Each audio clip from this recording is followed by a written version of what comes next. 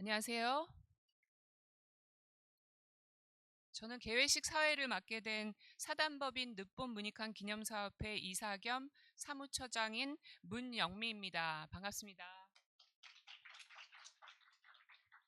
지금부터 문익환 방북 및 4.2 공동성명 37주년 기념 국제토론회 위기의 시대 한반도 평화의 Era 공존의 of 길을 crisis, the path to 시작하겠습니다. peaceful coexistence on the Korean Peninsula. 평일 낮 시간임에도 불구하고 It 이렇게 is 자리해 an 주신 여러분 afternoon on a 진심으로 weekday, 환영합니다. but despite this 이렇게 schedule, 많은 thank you 분들이 very 모이신 걸 much for your 보니까 우리 participation. 안에 평화를 바라는 As you can 열망이 see 얼마나 from the full house 가득한지를 today, 보여주는 것 there is 같아 great aspiration 뭉클합니다. amongst us for peace on 37년 the 전 Korean 평양에서 Peninsula. 4.2 37 years 공동성명을 ago in 떨리는 Pyongyang, 마음으로 the 발표하셨을 문익환 April 목사님을 2nd 떠올리며 joint statement 다시 was 한번 declared, 마음을 and I am 가다듬어 봅니다. reminded of how nervous Reverend 남북 Moon 관계의 Kwan must have 물꼬를 felt 트기 at 위해 that time. 방북하셨던 목사님처럼 Reverend 우리도 Moon 위기의 visited 국제 North 정세 Korea to 속에서 open the 꽉 path for 막힌 peaceful 남북 관계를 coexistence, 풀어보고자 and we are here 오늘 이 자리를 today to 마련하게 also look for 되었습니다. the same path. 이 토론회는 한반도 평화행동 This 유튜브로 현재 international 생중계하고 symposium is 있습니다. currently being streamed 오늘 live 행사의 첫 through the 순서로 Korea Peace 우원식 Action YouTube 국회의장님의 channel. 영상 메시지를 We will 듣겠습니다. start with the video 국회의장님은 address 오늘 by the 국회 Speaker 본회의 of the National 때문에 이 Assembly, 자리에 Honorable 함께하지 Woo Won-shik, who 못하셨습니다. was not able to participate in person to the National Assembly schedule.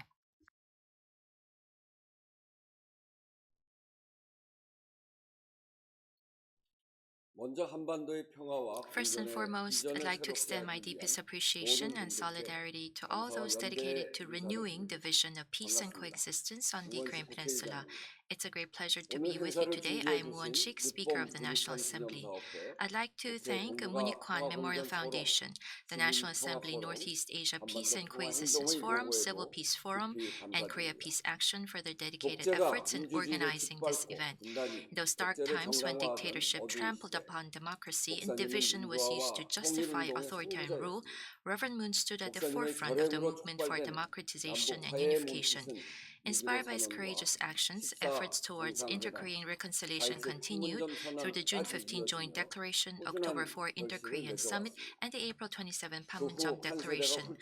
More than a generation has passed since then, yet peace and coexistence on the peninsula still feel distant, perhaps even drifting farther away. Indeed, even the narrow window of opportunity for separated families to maintain the most basic contact has now been firmly closed. Furthermore, investigations into the unlawful declaration of martial law on December 3rd have revealed that those involved had gone so far as to contemplate provoking military conflict between the two Koreas. Thanks to the people who promptly made their way to the National Assembly, the declaration was promptly overturned, averting a potential inter-Korean conflict. However, restoring inter-Korean relations remains a long and arduous task. In this regard, I propose the adoption of a resolution for peace on the Korean Peninsula in the hope of advancing lasting peace. Above all, this resolution affirms that peace must no longer be treated as a subject of political contention. Going forward, the National Assembly will take a more proactive role in advancing the end of the armistice regime and fostering peaceful coexistence.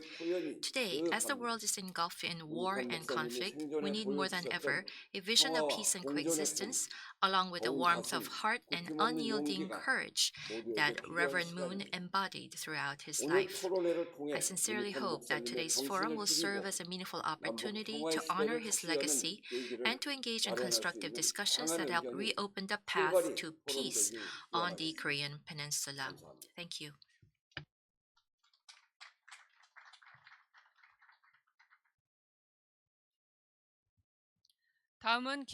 Next, we would like to invite the Honorable Kim Min-seok, the Prime Minister of Korea. He is well known to be someone who was close to late Reverend Moon Ik-hwan, and he recently visited President Trump on his visit to the U.S. Thank you very much for joining us despite your very busy schedule. Please welcome the Prime Minister with a big round of applause. 반갑습니다. Pleased to meet you.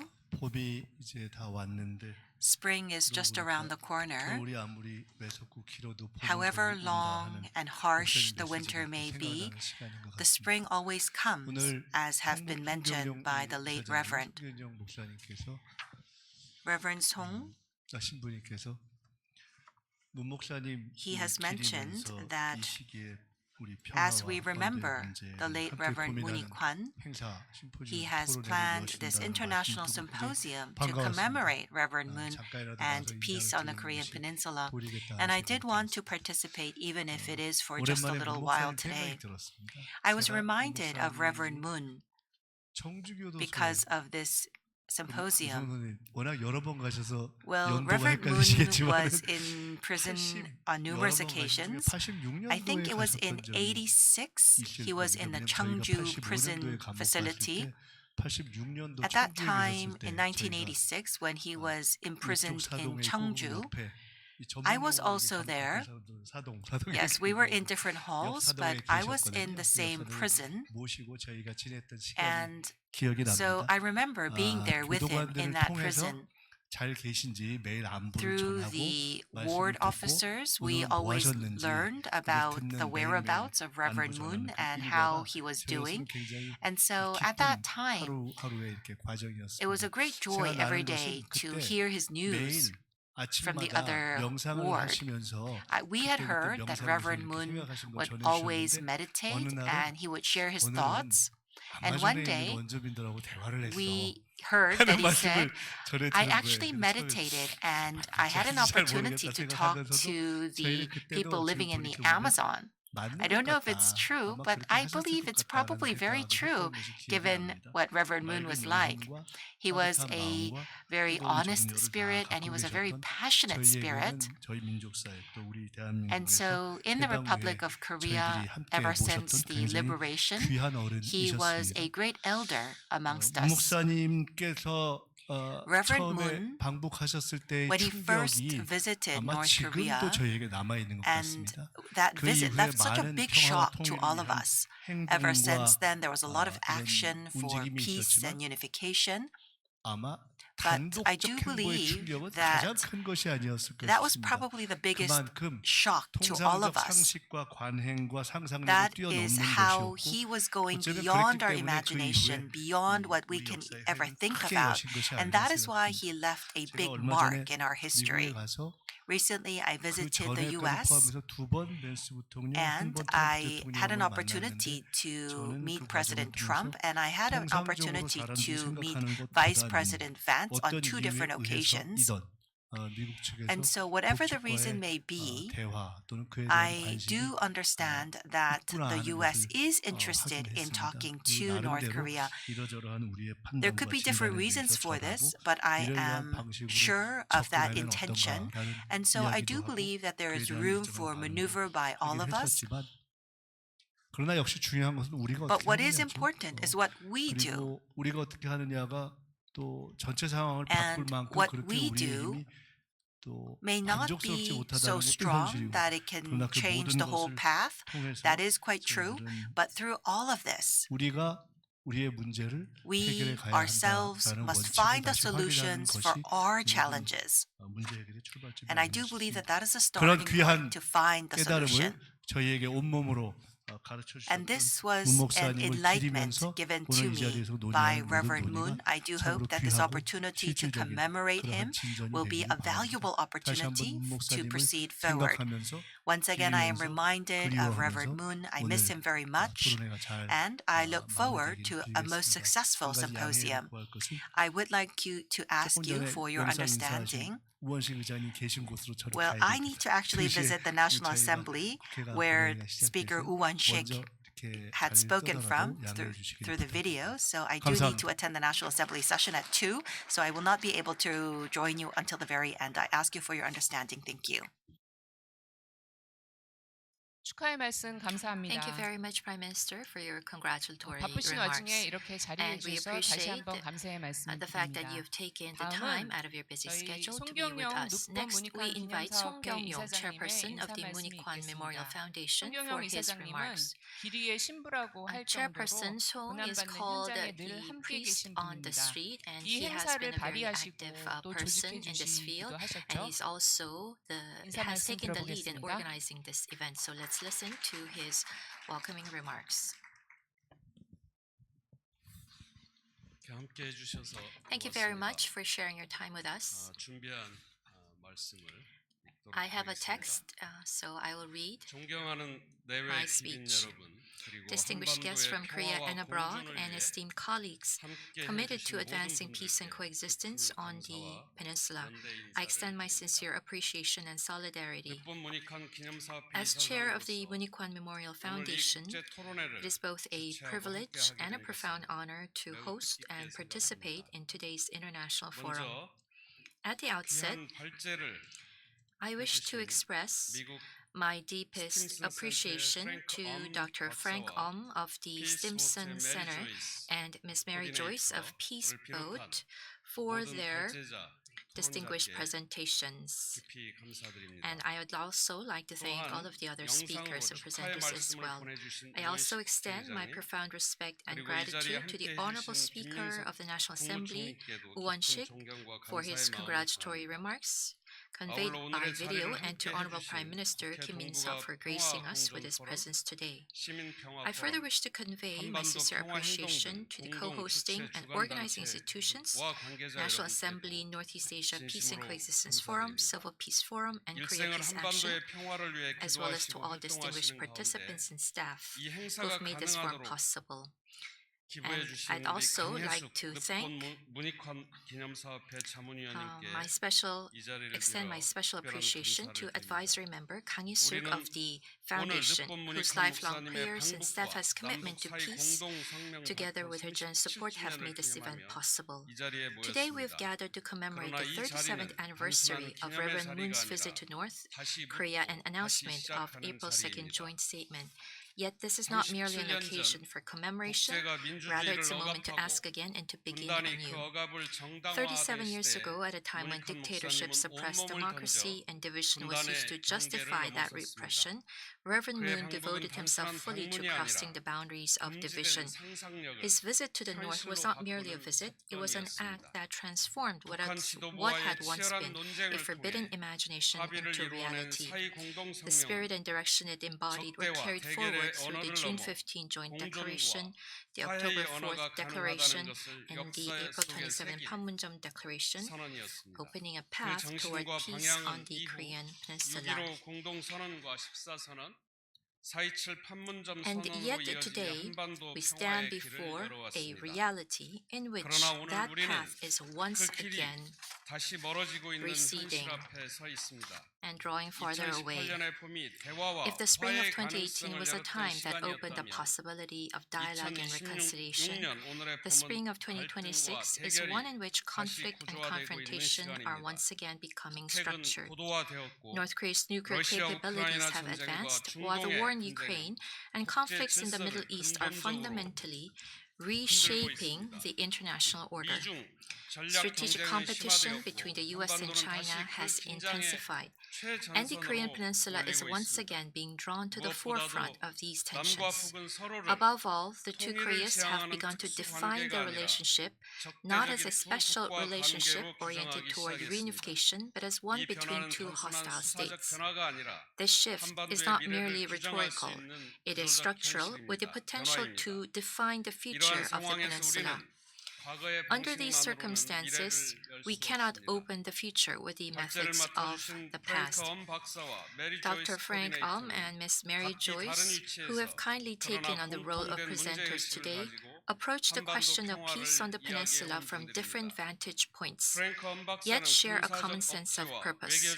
Dr. has consistently emphasized a realist approach, arguing that military deterrence and diplomatic engagement must 그 proceed 대화는 in tandem. 힘의 Dialogue, 균형과 while 전략적 necessary, is 인내에 only 비해서만은 possible when 가능하다는 grounded in a balance 냉정한 of power 진단입니다. and sustained strategic 반면 메리 patience. 조이스 By 코디네이터는 contrast, 국가 중심의 Coordinator 접근을 넘어 Mary Joyce has 시민사회와 underscored 국제 that 연대, moving beyond the 사람과 state-centric 사람 사이의 approach 연결이 towards civil society 평화의 engagement, 지속 가능성을 international 만든다고 solidarity, 강조해 and 왔습니다. people-to-people 두 connections 관점은 is 서로 essential for 다르지만 ensuring the 결국 하나의 sustainability 질문으로 of peace. 수렴됩니다.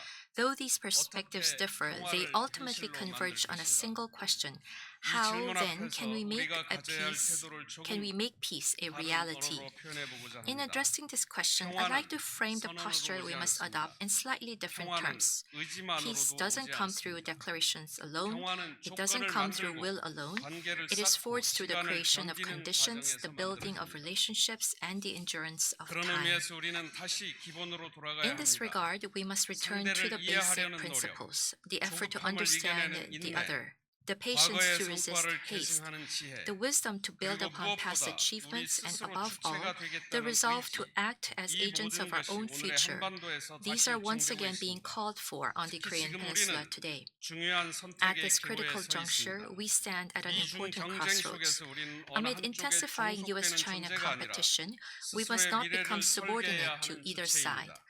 Rather, we must 한반도의 take 평화는 ownership of our 외부에서 own 주어지는 future. 결과가 아니라 Peace on the 우리의 peninsula is not 선택과 something 행동이 granted from the 만들어내는 outside, but a 과정입니다. process shaped by our own 그렇게 choices and 정부의 actions. 역할만큼이나 For this reason, 시민사회 the role of 역할이 civil 중요합니다. society is as vital as that of the 득본 government. 목사님이 As 보여주셨던 Reverend Moon 것처럼 demonstrated, 평화는 peace has 언제나 always 제도 begun 바깥에서 outside 시작되어 formal 제도 안으로 institutions before 들어왔습니다. making its way within 오늘 이 them. 토론회가 I 단순한 hope that today's 진단과 forum 논의에 will not 머무르지 remain 않고 merely at the level of 새로운 diagnosis and 상상력과 새로운 discussion, 실천의 but will serve 출발점이 as a starting 되기를 point for new 진심으로 imagination 기원합니다. and renewed action. 37년 전 I also 문익환 hope that 목사님이 following the 걸었던 path 그 once 길을 taken by 이어서 Reverend Moon 남과 37 years 북 ago, 모두 both 평화와 Koreas may move 공존의 길로 forward 함께 together 나아갈 toward 수 peace 있기를 and 바랍니다. coexistence. 분단을 넘어 May we 공존으로 meet again on the 대결을 넘어 path that 평화로 leads beyond division 나아가는 to 길 위에서 coexistence 우리 모두 and 다시 beyond 만날 수 confrontation 있기를 to 기원합니다. peace. 고맙습니다. Thank you.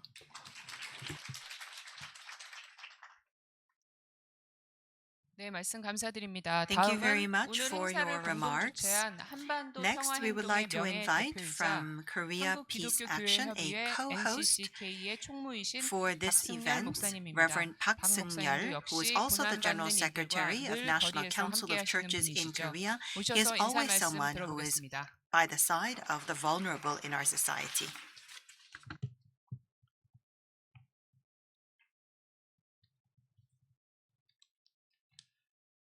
한반도의 평화를 Dear 염원하며 colleagues, in 이 pursuit 자리에 of 함께하신 peace, 모든 I 분들에게 extend my 깊은 sincere 감사와 appreciation and 환영의 warm 인사를 welcome to 드립니다. you who have gathered here 우리는 today in hope for 르본 peace on the 문익환 Korean 목사님의 Peninsula. 방북과 Today we 사이 gather to 공동성명 발표 commemorate the 37주년을 37th 기념하는 anniversary of the 뜻깊은 late Reverend 자리에 Munikwan's 함께 visit to the 모였습니다. North and April 이 2nd 자리는 joint statement. 단순한 This is 기억을 not 넘어 merely a moment of 분단의 현실 remembrance, but a 속에서 time to relive 평화와 in our 화해의 present 길을 history 몸으로 the faith 열어가고자 and 했던 courage of one 문 who sought to 목사님의 open a path 신앙과 towards 용기를 peace and 오늘의 역사 reconciliation 속에서 amid 다시 the reality 살려내는 of 뜻깊은 division. 자리라고 믿습니다. 문익환 Reverend 목사님께서는 Munikwan 분단의 가장 did 깊은 not 장벽 stop 앞에서도 before the 멈추지 deepest walls 않으셨습니다. of division. 담을 He 넘어서 crossed 닫힌 길을 barriers, 열으셨고 opened closed 죽임과 paths, 적대를 넘어 and chose the way of 생명과 life 평화의 and 길을 peace over the 선택하셨습니다. language of 그 hostility. 걸음은 His journey 인간의 was a 존엄과 living expression 한반도의 of 평화를 faith, 향한 one that 신앙의 upheld human 실천이었습니다. dignity and 오늘 pointed 우리가 toward 마주한 peace 현실 on the 또한 Korean 매우 Peninsula. 엄중합니다. The reality we 한반도는 face 여전히 today remains 정전 grave. 상태에 The Korean 머물러 Peninsula 있고 is still 남과 under an 북의 관계는 armistice, and 깊은 relations 긴장 속에 between the 놓여 North and 있습니다. South remain tense. 세계는 At the same 전쟁과 time, our 군사와 world is 핵무기 passing through a 경쟁과 complex 기후 위기가 crisis 얽힌 where war, 복합 위기의 시대를 militarization, 지나고 nuclear 있습니다. competition, and 이러한 climate 흐름 crisis 속에서 are deeply 한반도는 intertwined. 다시금 국제적 In this 갈등의 context, the Korean 교차점에 Peninsula 서 once 있습니다. again stands at the 특히 intersection 두 of 국가라고 global 하는 현실은 tensions. 우리에게 In 더욱 particular, 깊은 the 질문을 so-called 던지고 two-states 있습니다. reality raises 그러나 profound 우리는 이를 questions 체념이 before 아니라 us. Yet, 평화를 we do 향한 not 더 큰 receive this 책임과 as a 결단의 resignation, 자리로 but as a 받아들여야 call 합니다. to deeper 우리는 분명히 responsibility and 고백합니다. renewed commitment for 우리는 peace. 다시 담을 We 넘어야 affirm 합니다. clearly we must cross the 적대와 대결의 barriers once 논리를 again. 넘어 We must move beyond 생명과 the 공존의 logic 길을 of hostility 선택해야 and 합니다. confrontation 이 and choose 길은 the path of 우리 life and 한반도만의 coexistence. 과제가 아닙니다. This is not only a 전쟁과 task for 폭력이 our 확산되고 peninsula. 있는 오늘의 In a 세계 world where the 속에서 war and violence 한반도의 are 평화는 spreading, peace on 곧 the Korean 세계의 Peninsula 평화와 is 긴밀히 inseparably 연결되어 있습니다. connected to the peace 우리는 of the 혼자가 world. 아닙니다. We do not walk 우리는 this 평화를 path 위해 alone. 일하는 세계 We walk 에큐메니컬 together with the 공동체와 global 함께 이 길을 ecumenical 걸어가고 community, 있습니다. 이러한 continuing 국제적 our 연대 shared 속에서 responsibility 우리는 for 평화를 peace 향한 amidst 신앙의 책임을 international solidarity. 이어가겠습니다. 오늘 이 자리에 I 모인 sincerely hope 모든 that we 평화의 all gathered 동료들이 here 한 as 마음으로 companions 이 in 길을 함께 peace, and that we 걸어가기를 will walk this 소망합니다. path together with one 한반도의 heart. 평화가 곧 With the 세계의 conviction 평화로 that peace on the 이어진다는 믿음 Korean 위에 Peninsula is 우리는 deeply 끝까지 linked to the peace 이 in the 길을 world, 걸어갈 we will 것입니다. continue this 다시 journey. 한번 여러분을 Once again, 환영하며 I warmly 오늘의 welcome you 만남이 all, and I hope that 한반도 today's 평화공존의 gathering will mark a 새로운 meaningful 길을 여는 beginning towards a 뜻깊은 new path 출발점이 of 되기를 peaceful 소망합니다. coexistence on the Korean 참석해 주신 Peninsula. 여러분들에게 다시 Thank you 한번 very 감사 much for your 인사드립니다. participation. 고맙습니다. Thank you. 네, 말씀 감사합니다. Thank you very 오늘 much for your 행사는 아까도 remarks. 말씀드렸지만 As you've heard 강혜숙 earlier, 늑본 문익환 Kang 기념사업회 Hye-suk, who is 고문님과 the 국회 advisor 본부가 to 평화 the Memorial Foundation, 공존 포럼 그리고 통일부의 as well 후원으로 as 진행되고 the Ministry 있습니다. of Unification 또한 이 and 행사는 the 늑본 문익환 Korea Peace 기념사업회 Action 시민 are 평화 포럼, all 한반도 supporting 평화 this 행동, event. 우리 민족 서로 돕기 And 운동 in 등의 particular, 실무자들이 the 지난 몇 개월 National 동안 Assembly's 협력하여 Northeast Asia Peace and 헌신적으로 Cooperation 일해주셨기 Forum, as 때문에 well as Civil 가능했고 Peace 더 Forum, and 뜻깊다고 all the 생각합니다. staff members of the 수고해주신 different 한 분 한 organizations have 분께 made this 진심으로 감사 symposium 인사를 possible. 드립니다. So I take this 1시 opportunity 30분에 to thank 세션 all who 1을 have made 곧바로 it 시작할 possible. 텐데요. So 그 from 전에 잠깐 안내 1:30 we will 말씀드리겠습니다. be 여러분이 beginning 앉아 session 1. 계시는 But before 왼쪽 we 창문 begin 쪽을 session 1, 보시면 if you look to your left, 뒤쪽입니다. 약간. 네, 사진 if you 전시회가 look at 진행되고 the 있는데요. 37년 전 backside, 문익환 in 목사님의 fact, there 방북 is a 기록을 photo 담은 exhibit 사진들을 that 전시하고 we are 있습니다. conducting 최근에 at the moment. 신경호 These are photos 작가님으로부터 연락을 from 받았는데요. Reverend Moon's visit to North Korea, photos 청년 taken 시절 by 문익환 목사님이 the 방북 후 photographer, Mr. 귀국하시던 Shin. 날 And on the day 목사님께서는 that 곧바로 Reverend Moon 비행기에서 came back from 연행돼서 North Korea, 구속되셨는데요. he was 4월 detained immediately. 13일입니다. 그 So that 역사적인 was on 날을 April 기록으로 13th. And 남기기 so 위해 혼자 to 김포공항으로 가서 사모했던 commemorate or 그날의 to 풍경을 take 사진으로 photos 담으셨다고 합니다. to 처음 공개되는 그 귀한 remember that 사진들도 몇 moment, 점 전시하고 the 있으니 photographer, Mr. 쉬는 Shin, 시간에 had 감상해 went 주시기 to the 바랍니다. airport to take 또 these 루비에 pictures. So 간식과 those photos are 늑본 being 문익환 exhibited right now 기념사업에서 to your 제작한 left. 예쁜 굿즈가 And there's 있으니 also 많이 some 구경해 주시고 souvenirs that we have prepared 저희 from 30분부터 the 다시 Memorial 시작이니까 Foundation, which you 한 can 10분 view 쉬시고 and take 들어오시면 with 될 you 것 later on. 같습니다. We have 감사합니다. about 10 minutes remaining before session 1 begins. Thank you very much.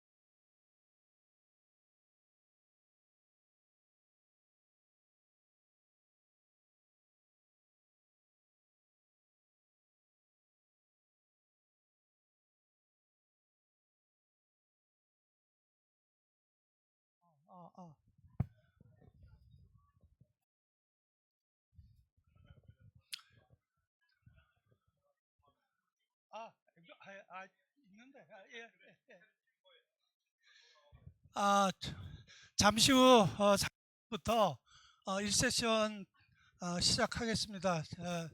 밖에 계신 분들 들어와서 자리에 착석해 주셔서 행사 진행에 협조해 주시면 감사드리겠습니다.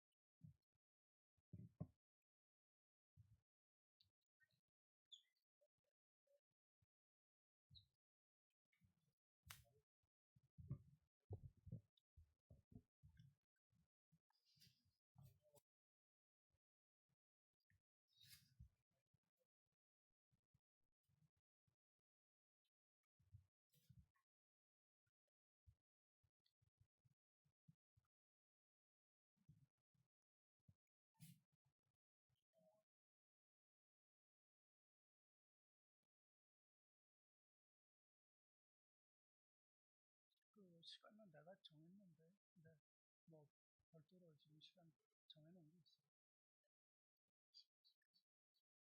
20분. 그리고 저기 토론은 8분. 알았어요. 응, 응, 응, 응,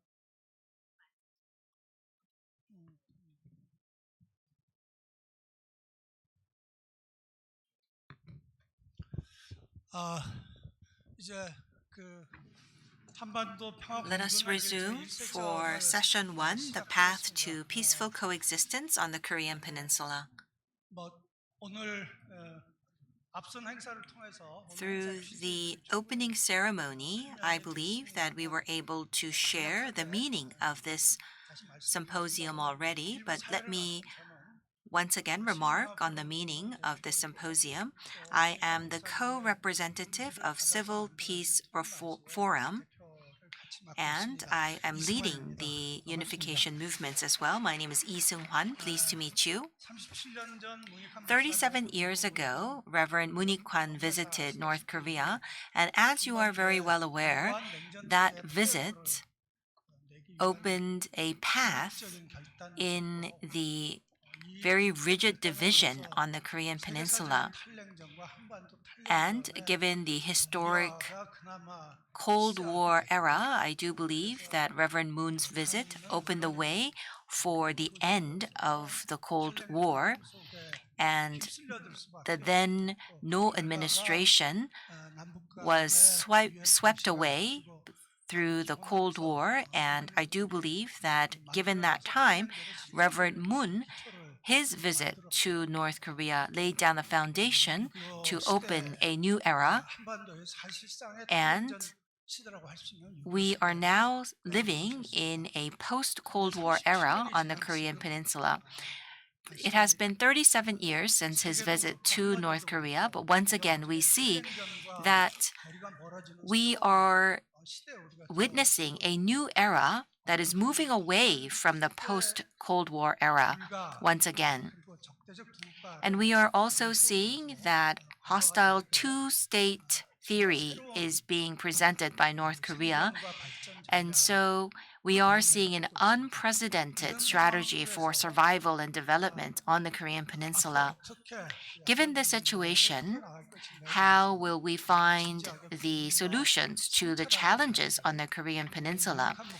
I do hope that this will be an opportunity for us to remind ourselves of the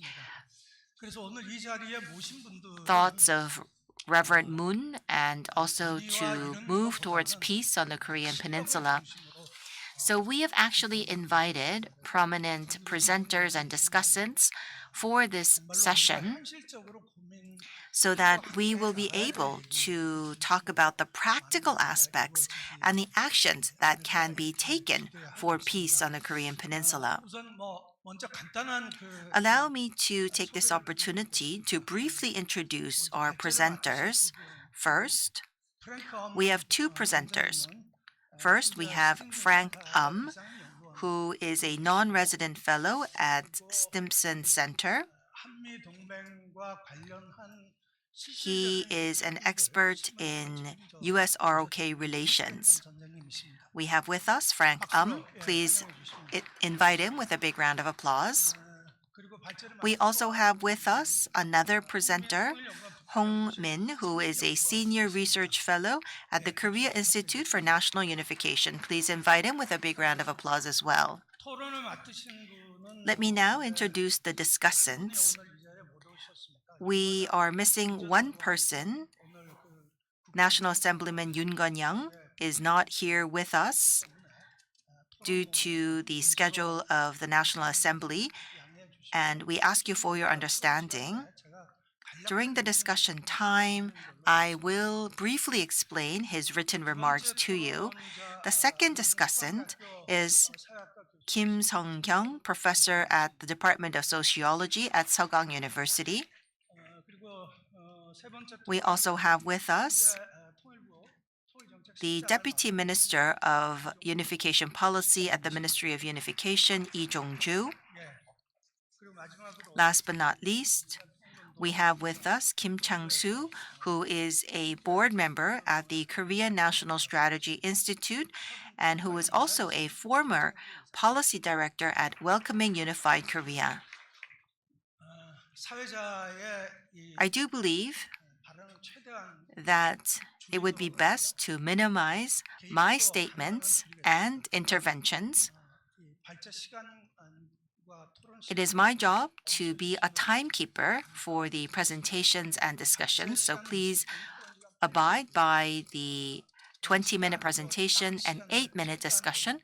Please make sure that you are on time with your interventions. That will leave us some time for discussions between the presenters and discussants, and also dialogue with the floor as well.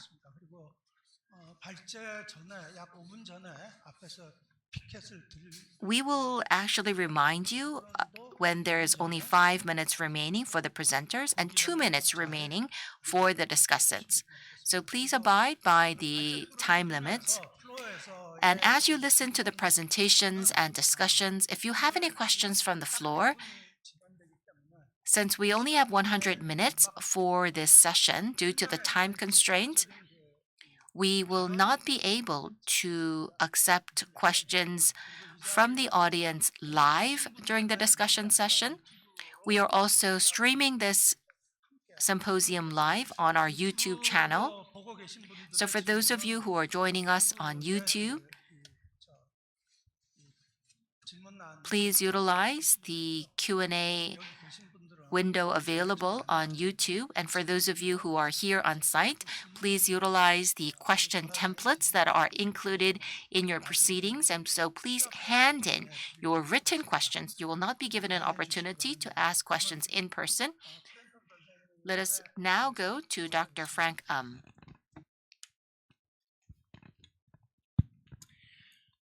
Good afternoon.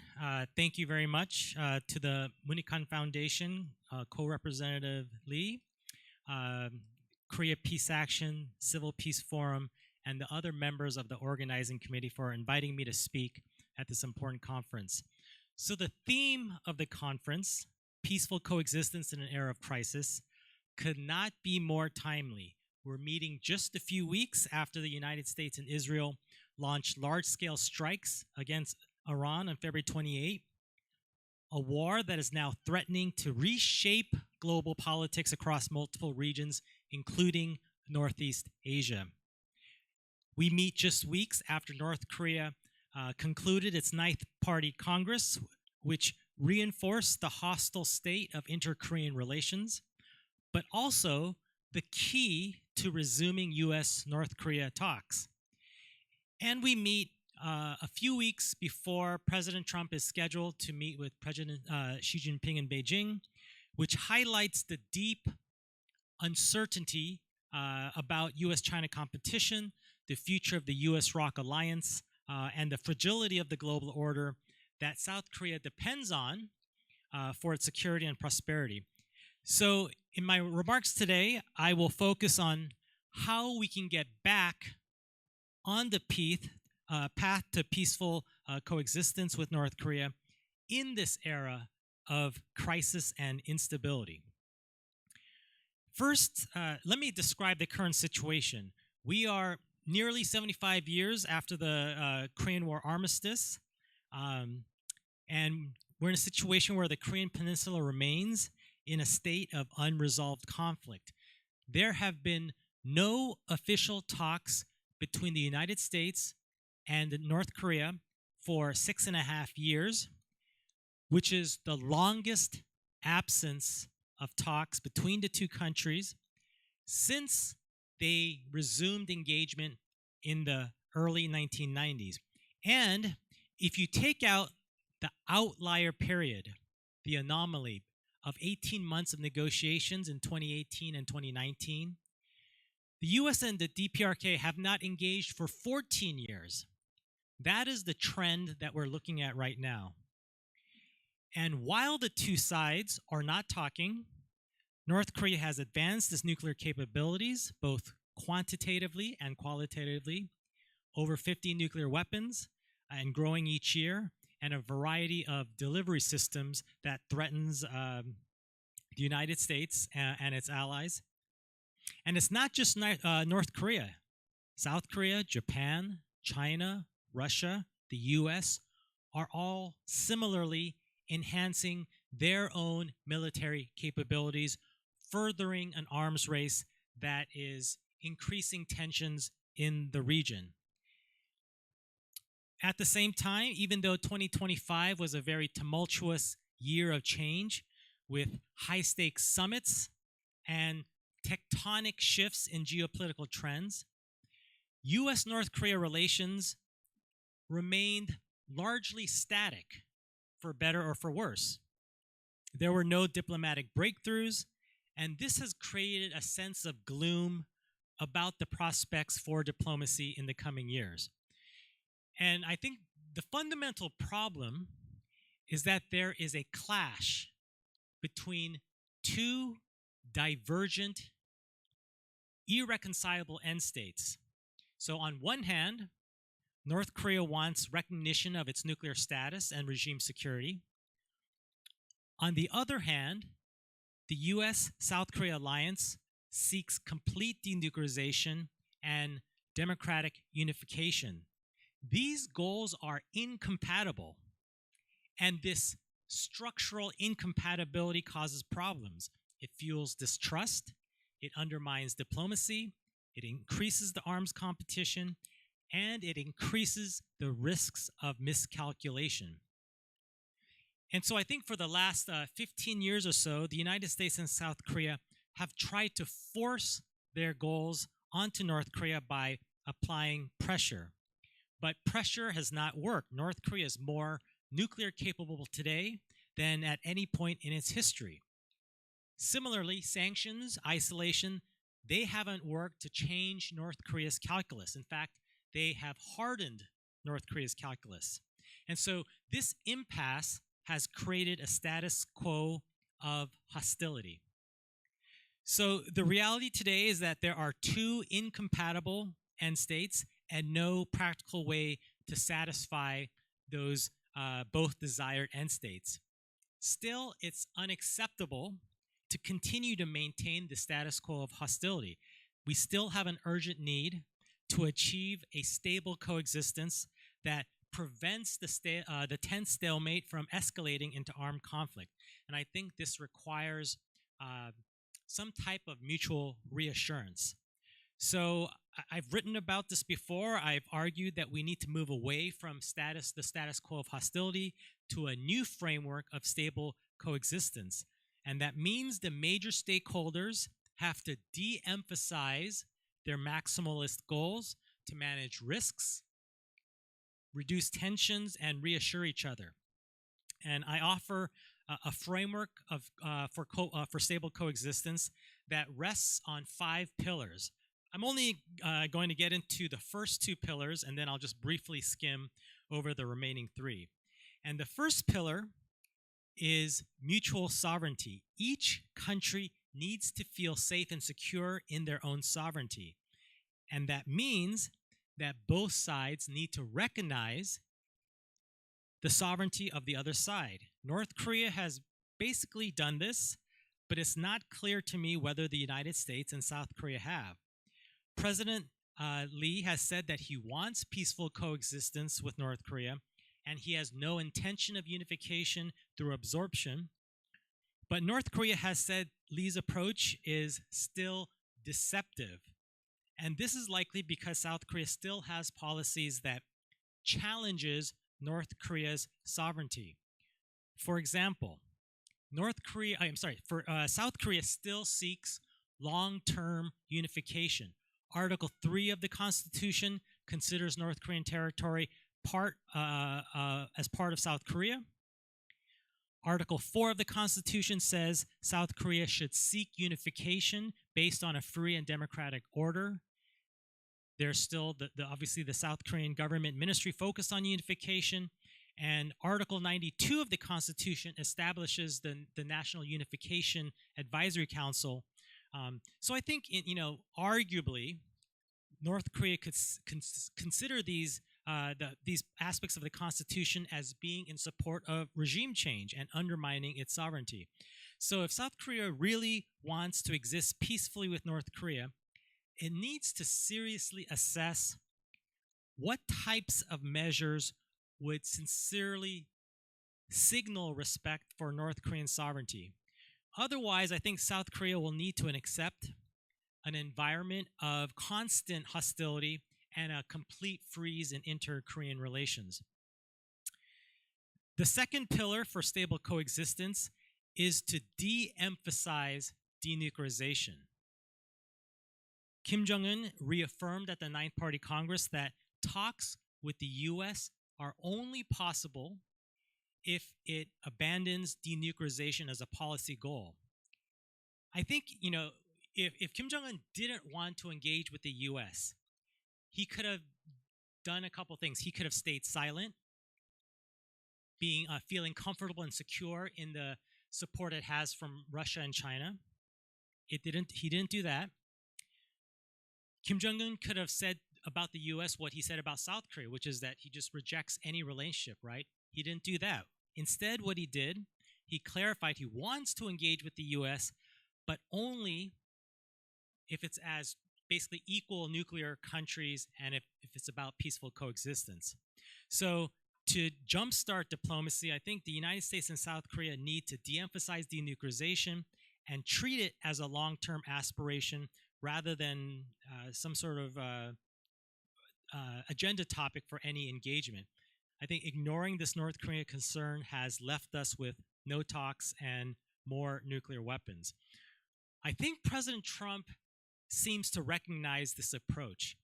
He has yet to state in his second term that denuclearization is his primary policy goal. In fact, in his public remarks during the 2 summits with Lee Jae-myung, President Trump has never directly addressed denuclearization. I think it takes a strong amount of message discipline to avoid that policy goal. What he instead says is he gets along well with Kim Jong-un and he's looking forward to meeting with him, right? On the other hand, I think President Lee is still somewhat wedded to the denuclearization goal. He emphasized it after the first summit in August in Washington. And then after the second summit in November, denuclearization was included in the joint fact sheet. There's some speculation that President Lee is trying to de-emphasize denuclearization a little bit, especially when he introduced the 3 new North Korea goals on December 2nd that included the phrase a nuclear-free Korean Peninsula instead of denuclearization.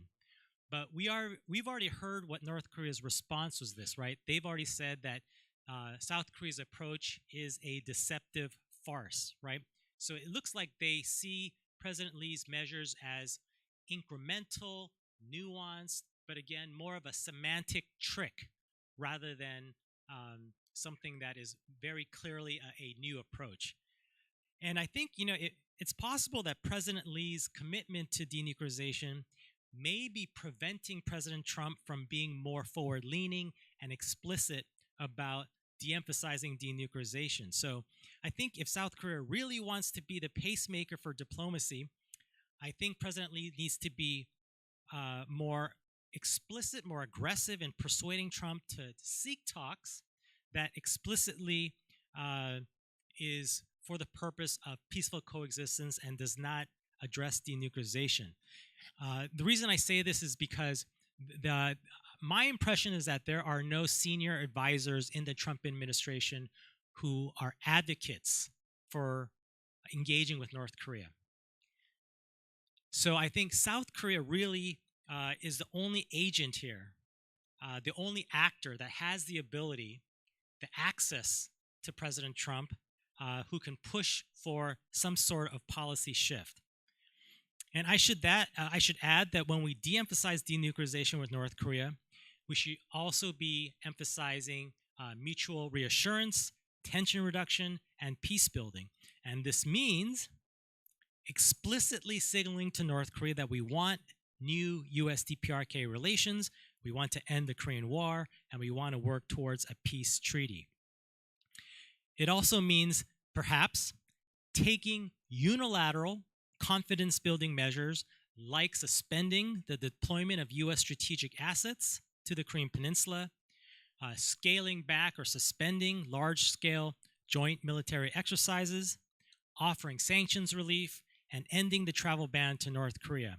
And in return, North Korea needs to dismantle its Yongbyon facility, freeze its nuclear and missile testing, and perhaps even, if possible, restart talks with South Korea. I've listed 3 more pillars for stable coexistence that I'll just describe really quickly. One is to establish guardrails that can control tensions, conflict, and de-escalation. So things like crisis communication channels, military hotlines, and reinvigorating the comprehensive military agreement. The 4th pillar is strengthening humanitarian cooperation channels.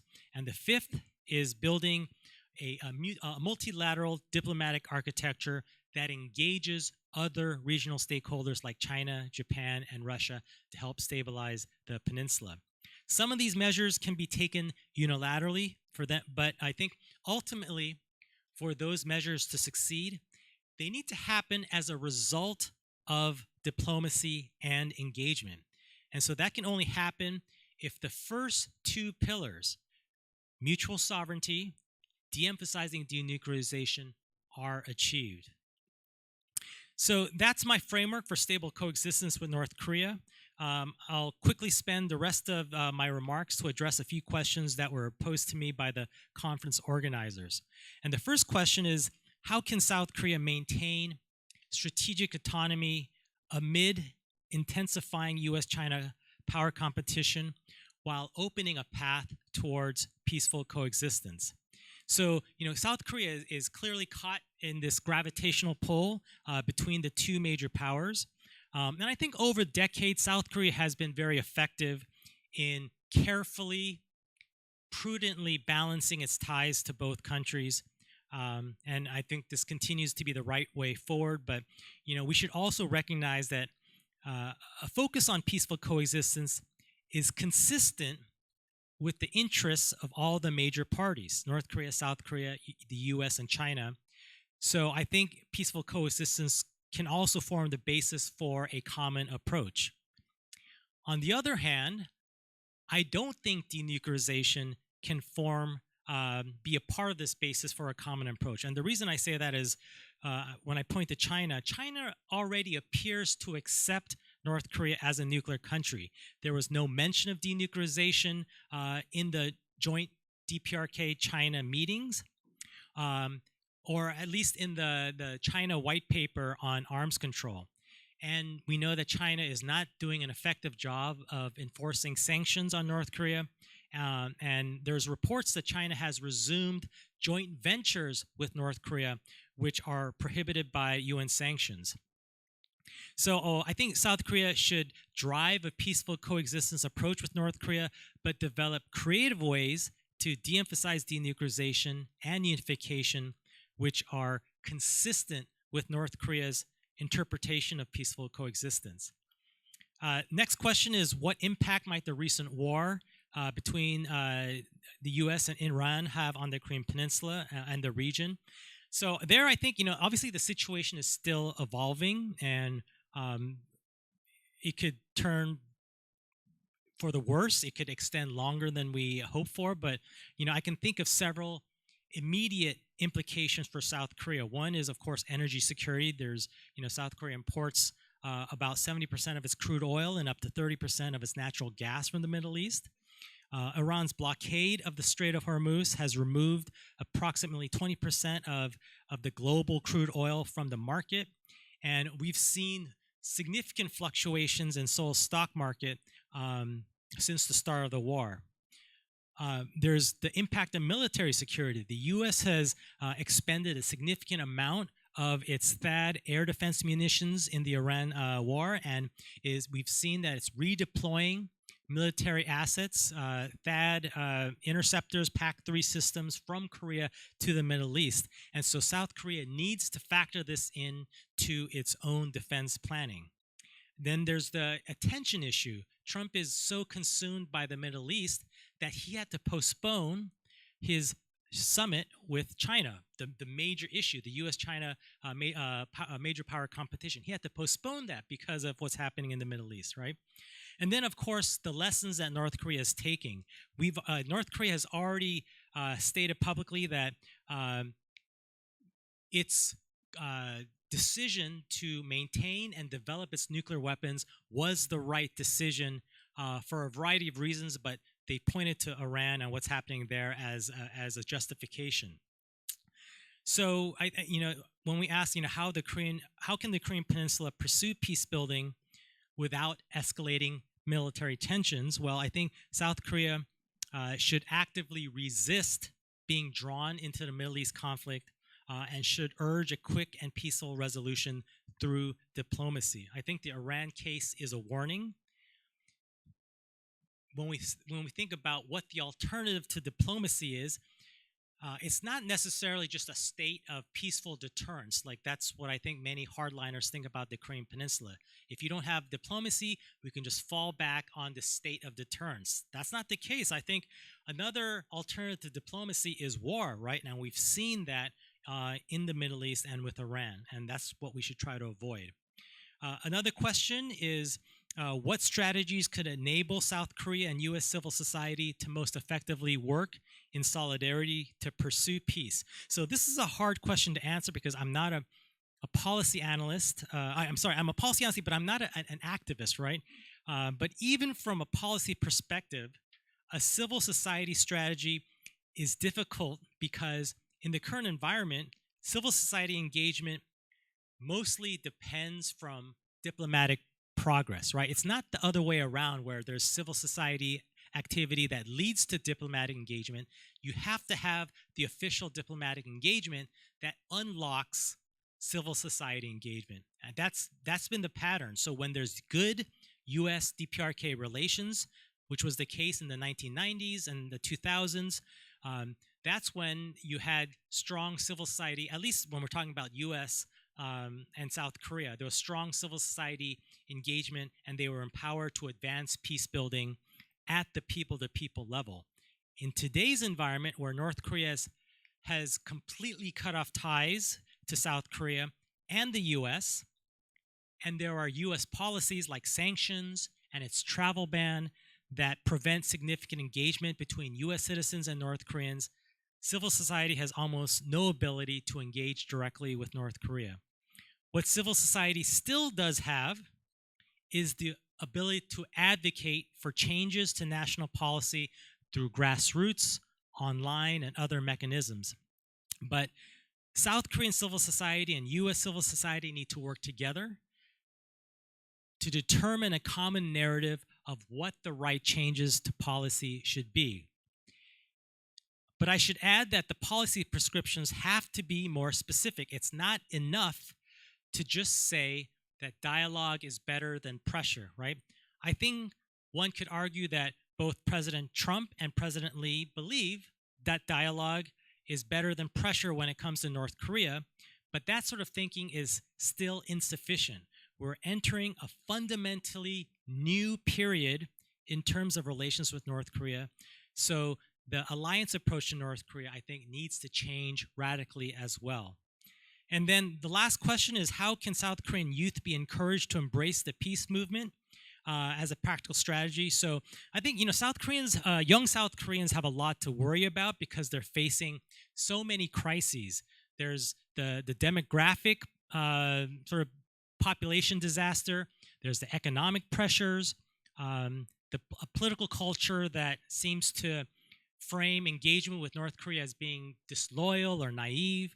And then, of course, there's the questions about the global order being less reliable than it was a generation ago. But again, the reality is that North Korea's hostility to South Korea and the inter-Korean arms race, they're creating a Korean Peninsula environment that's one of the most dangerous situations on Earth. A miscalculation, an accident, an escalation in the DMZ. These are not hypothetical. There are the risks that every young South Korean lives with, whether they think about it or not. So I think it's important for South Korean youth to understand how peace and security directly impact their lives every day. They need to understand that the absence of peace affects the cost of living, requiring the government to allocate more money to defense spending and energy insecurity instead of things like jobs, housing, infrastructure, and economic progress. And in worst case scenarios like in Iran, the lack of peace may mean a greater risk of experiencing the devastation of war. And I think similarly, peace is not a naive hope or about being soft on North Korea. It's a practical and smart security strategy because deterrence alone cannot achieve risk reduction. I think young people deserve to inherit a peninsula that's less dangerous than the one that they inherited from their parents. So I've spoken enough. I hope I've raised some provocative ideas that will help generate some more discussion today. Thank you very much.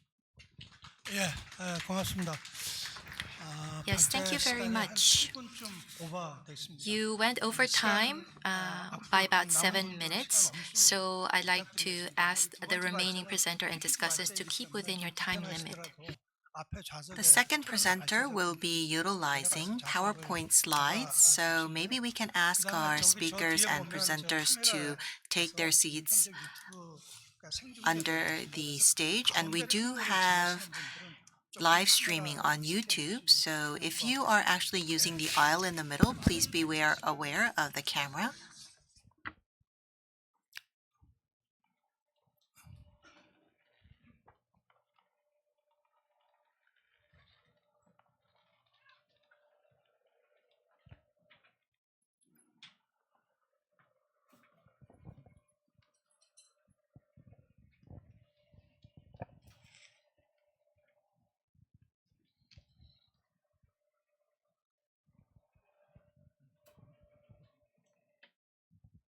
네, 안녕하세요.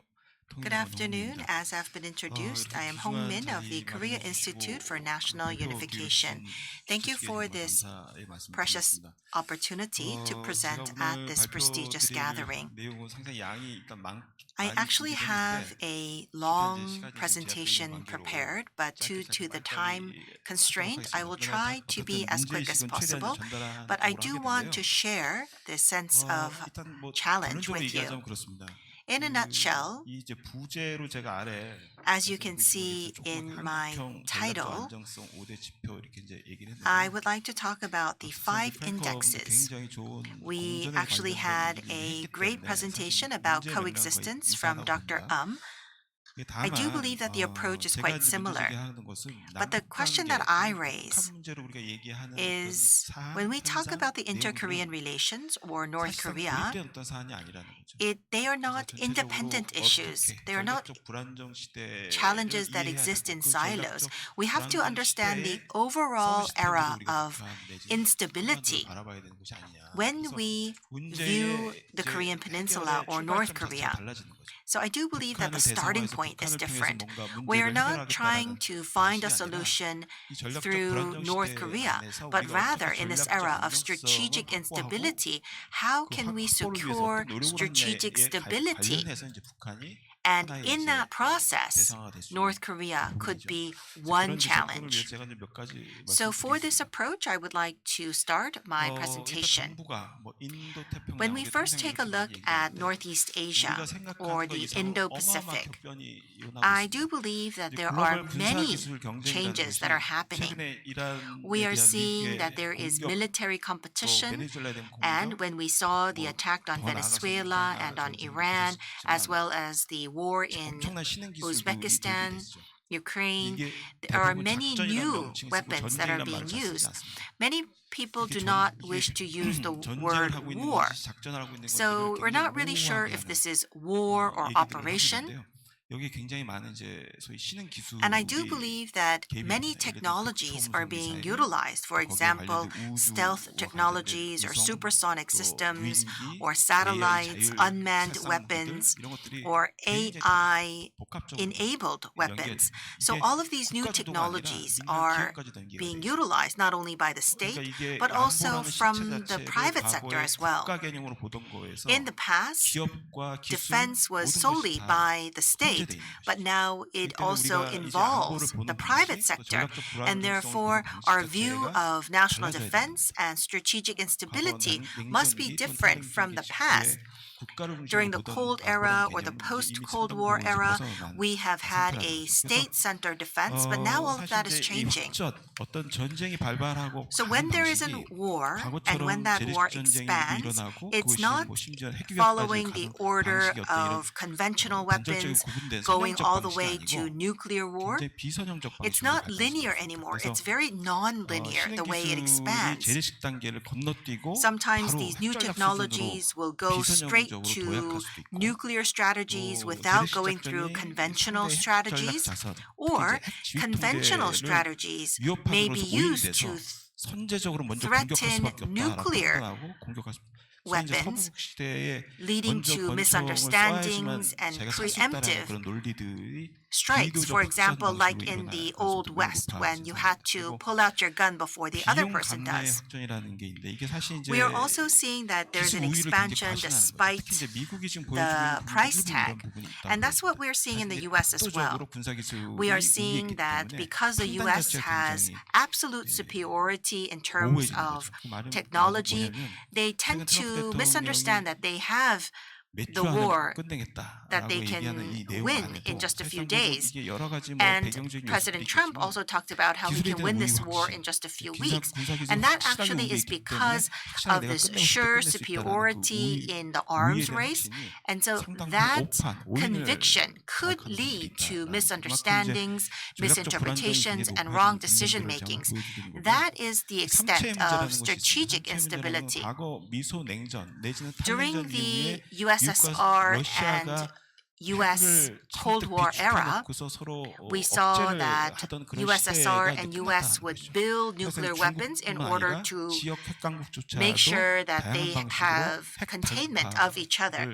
But we are now seeing multipolarization of nuclear weapons, and therefore the situation is much more complex compared to the era of US against USSR. Currently, the situation is much more complex. We are also seeing that China, Russia, and North Korea are coming into an alliance.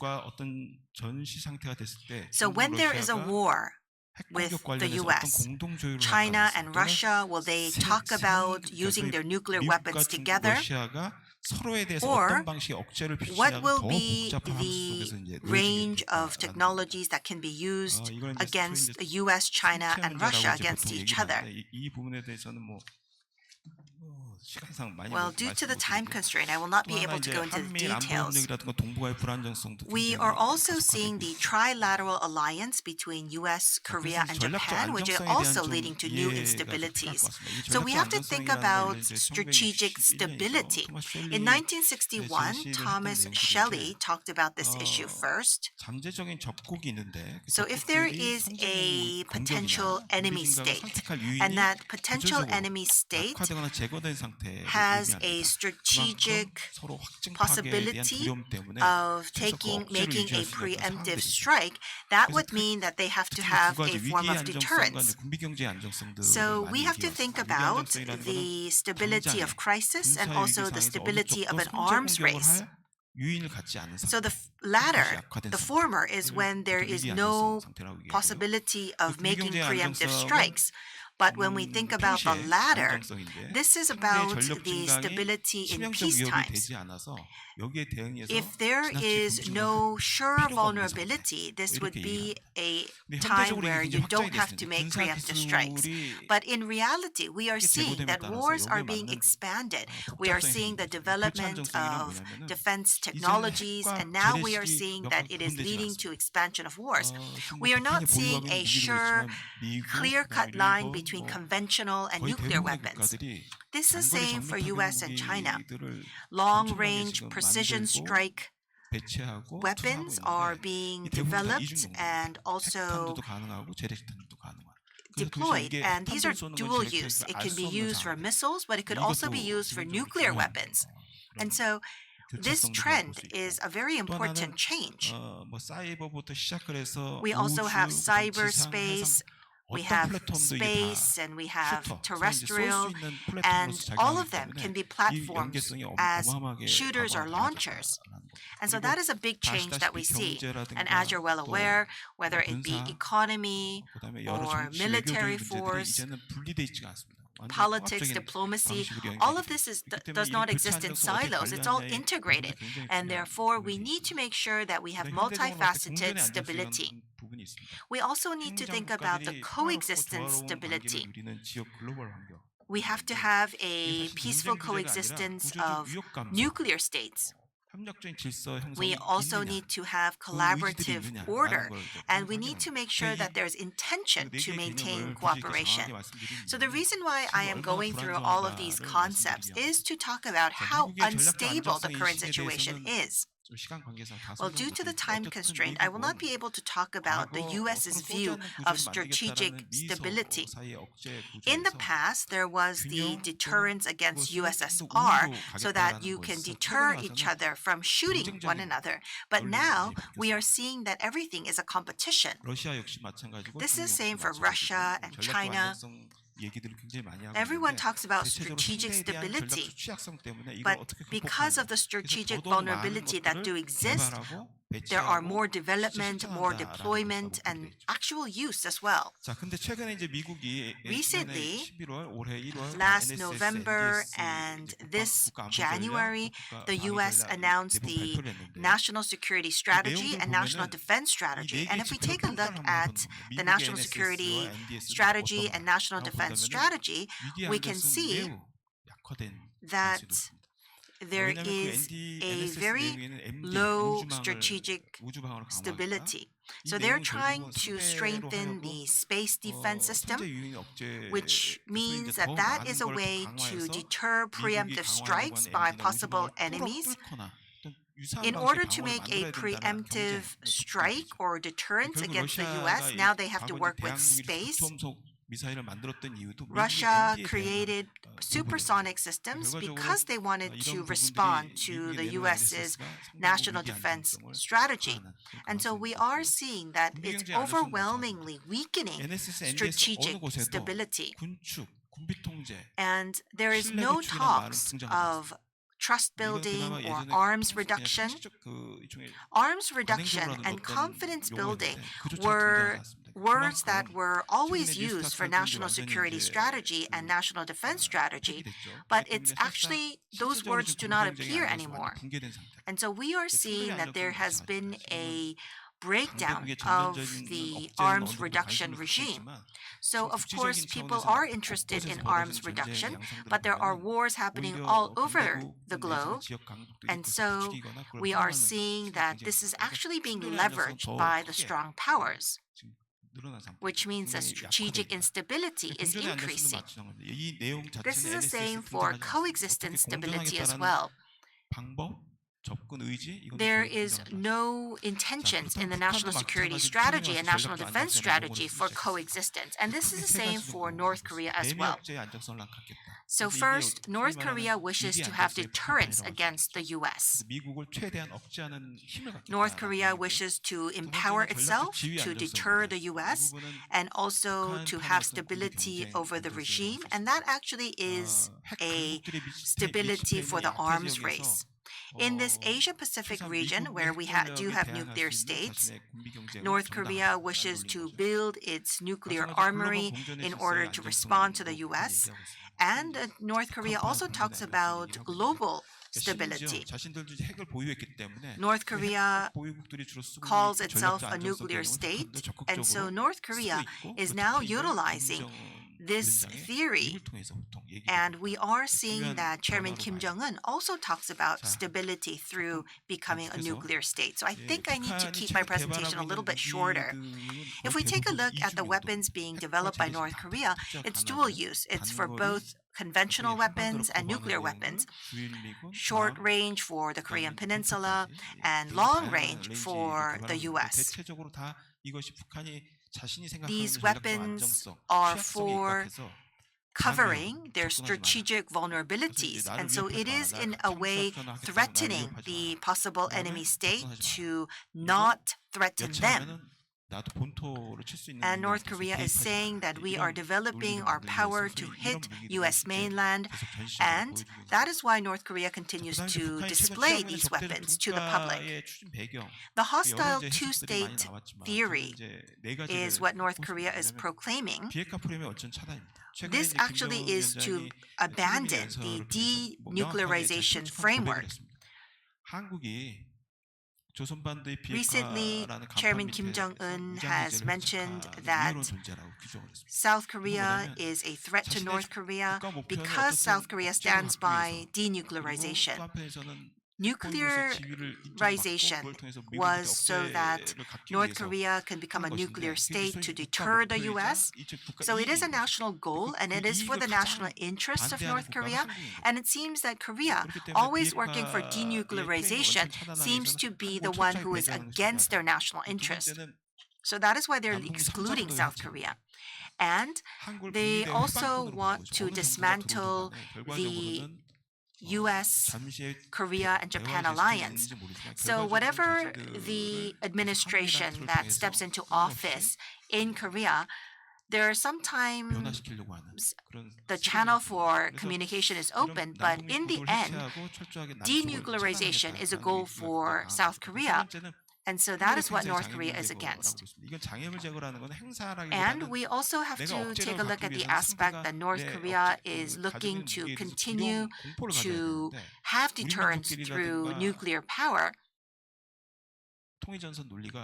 But we are seeing that their theories related to having nuclear power to deter South Korea could be deemed to be actually pointing arms at the same country. And so that is why they are talking about the hostile two-state theory.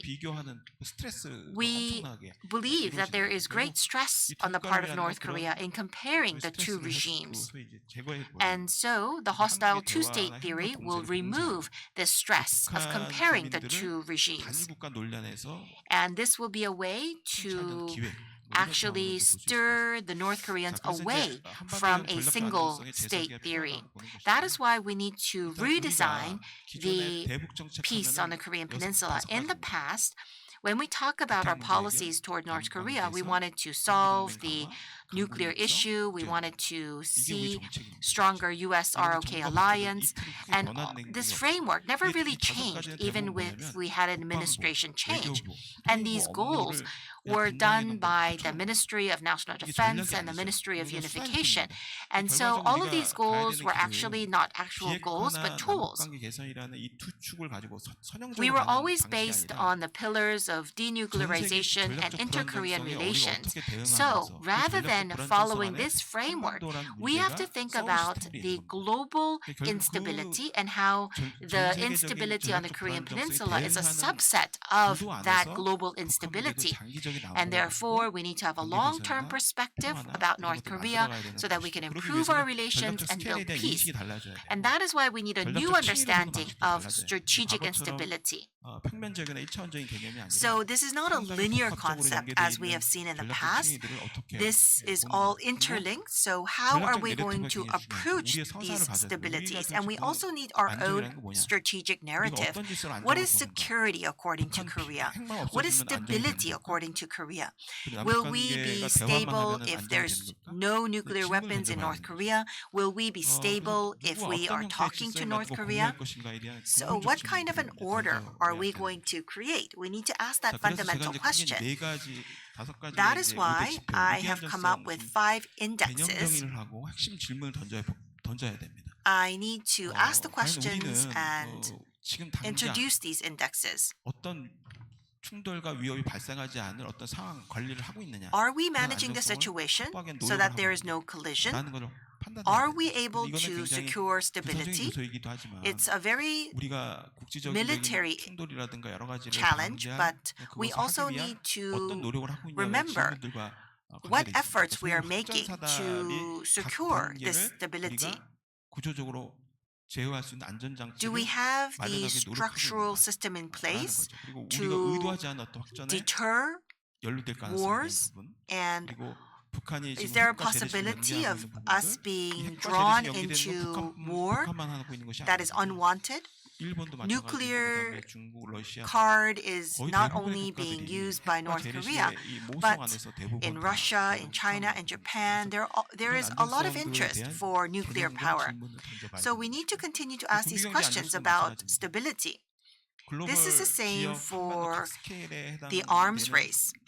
과연 이 군비경제의 압박이 우리에게 어떤 So this 방식으로 pressure of 우리에게 어떤 arms race, 선택을 해야 되게끔 하고 있는가를 what is it 질문을 pressuring 던져봐야 us 되는 거죠. to 그래서 select? 우리가 그냥 단순히 이 압박을 And 수동적으로 so 견디는 this is 특별한 not just 행위자인지, about 아니, 능동적으로 enduring the 관리하는 pressure, 행위자인지에 대해서 or 특정한 are we 지표를 actually 만들어내고 거기에 대한 being 대응을 해야 됩니다. proactive in 그래서 여러 가지 responding 질문들이 to this 던져져야 pressure? 됩니다. So we need to ask all of these questions. 그래서 지금 말해서 뭐 결과적으로 얘기하자면 So in the 군비 end, 경쟁을 우리가 최소한 given this 관리할 수 arms 있는 race, 다양한 are we 군비 able 통제의 to 매짐들을 manage the arms race? 각층적으로 Are we 구상하고 able 실현할 to 의지와 design 구상하고 the 있는 이런 arms 문제들이 race 질문들을 regime 던져야 되는 것이죠. and 그래서 participate 글로벌 지역 proactively? 한반도 So 이런 on a global 차원에서 level, in a regional 일치한 level, 점수도 on the 있습니다. Korean 다양하게 Peninsula 사이버, level, 안보, 경제, 안보, and 정치, on different 그다음에 핵과 dimensions 재래식 such 여러 as 가지들이 conventional, 복합적으로 nuclear, 연계되고 space, 하이브리드하게 결합되고 있습니다. politics, 이런 부분들에 and 대한 diplomacy, 교차 안정성을 all of that 우리가 is 어느 정도 becoming a 확보하고 있는 hybrid 것이게 됩니다. dimension. 연결의 안정성은 연루의 안정성입니다. We also need to 소위 think 이제 about 연루된 the 우리가 stability 의도하지 of 않거나 connection.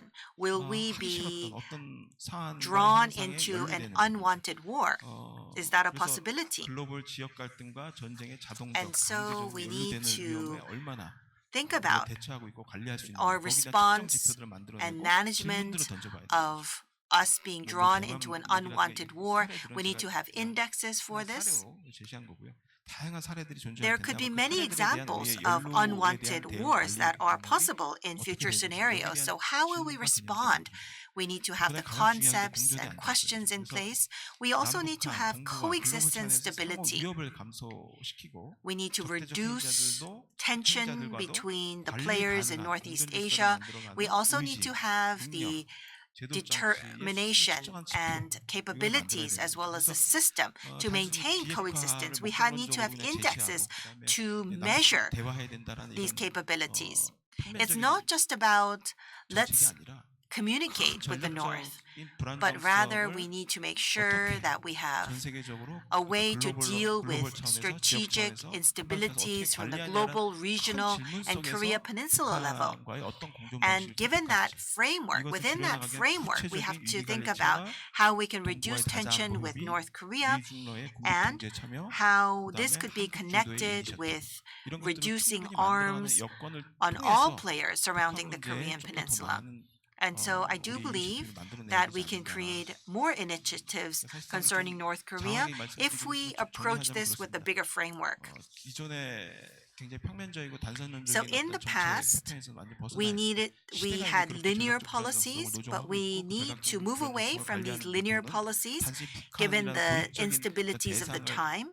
프레임화하는 것만은 We should not just have North Korea as the target of our policies. 발표를 마치도록 하겠습니다. Thank you very much.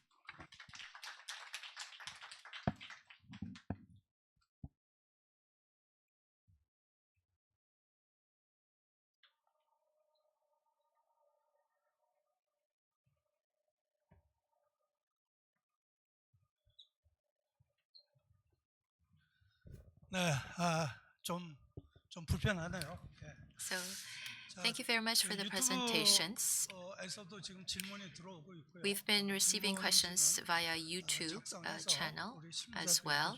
And for those of you who are here on the floor, you can also write down the questions and submit them to our staff. So let us begin the discussion.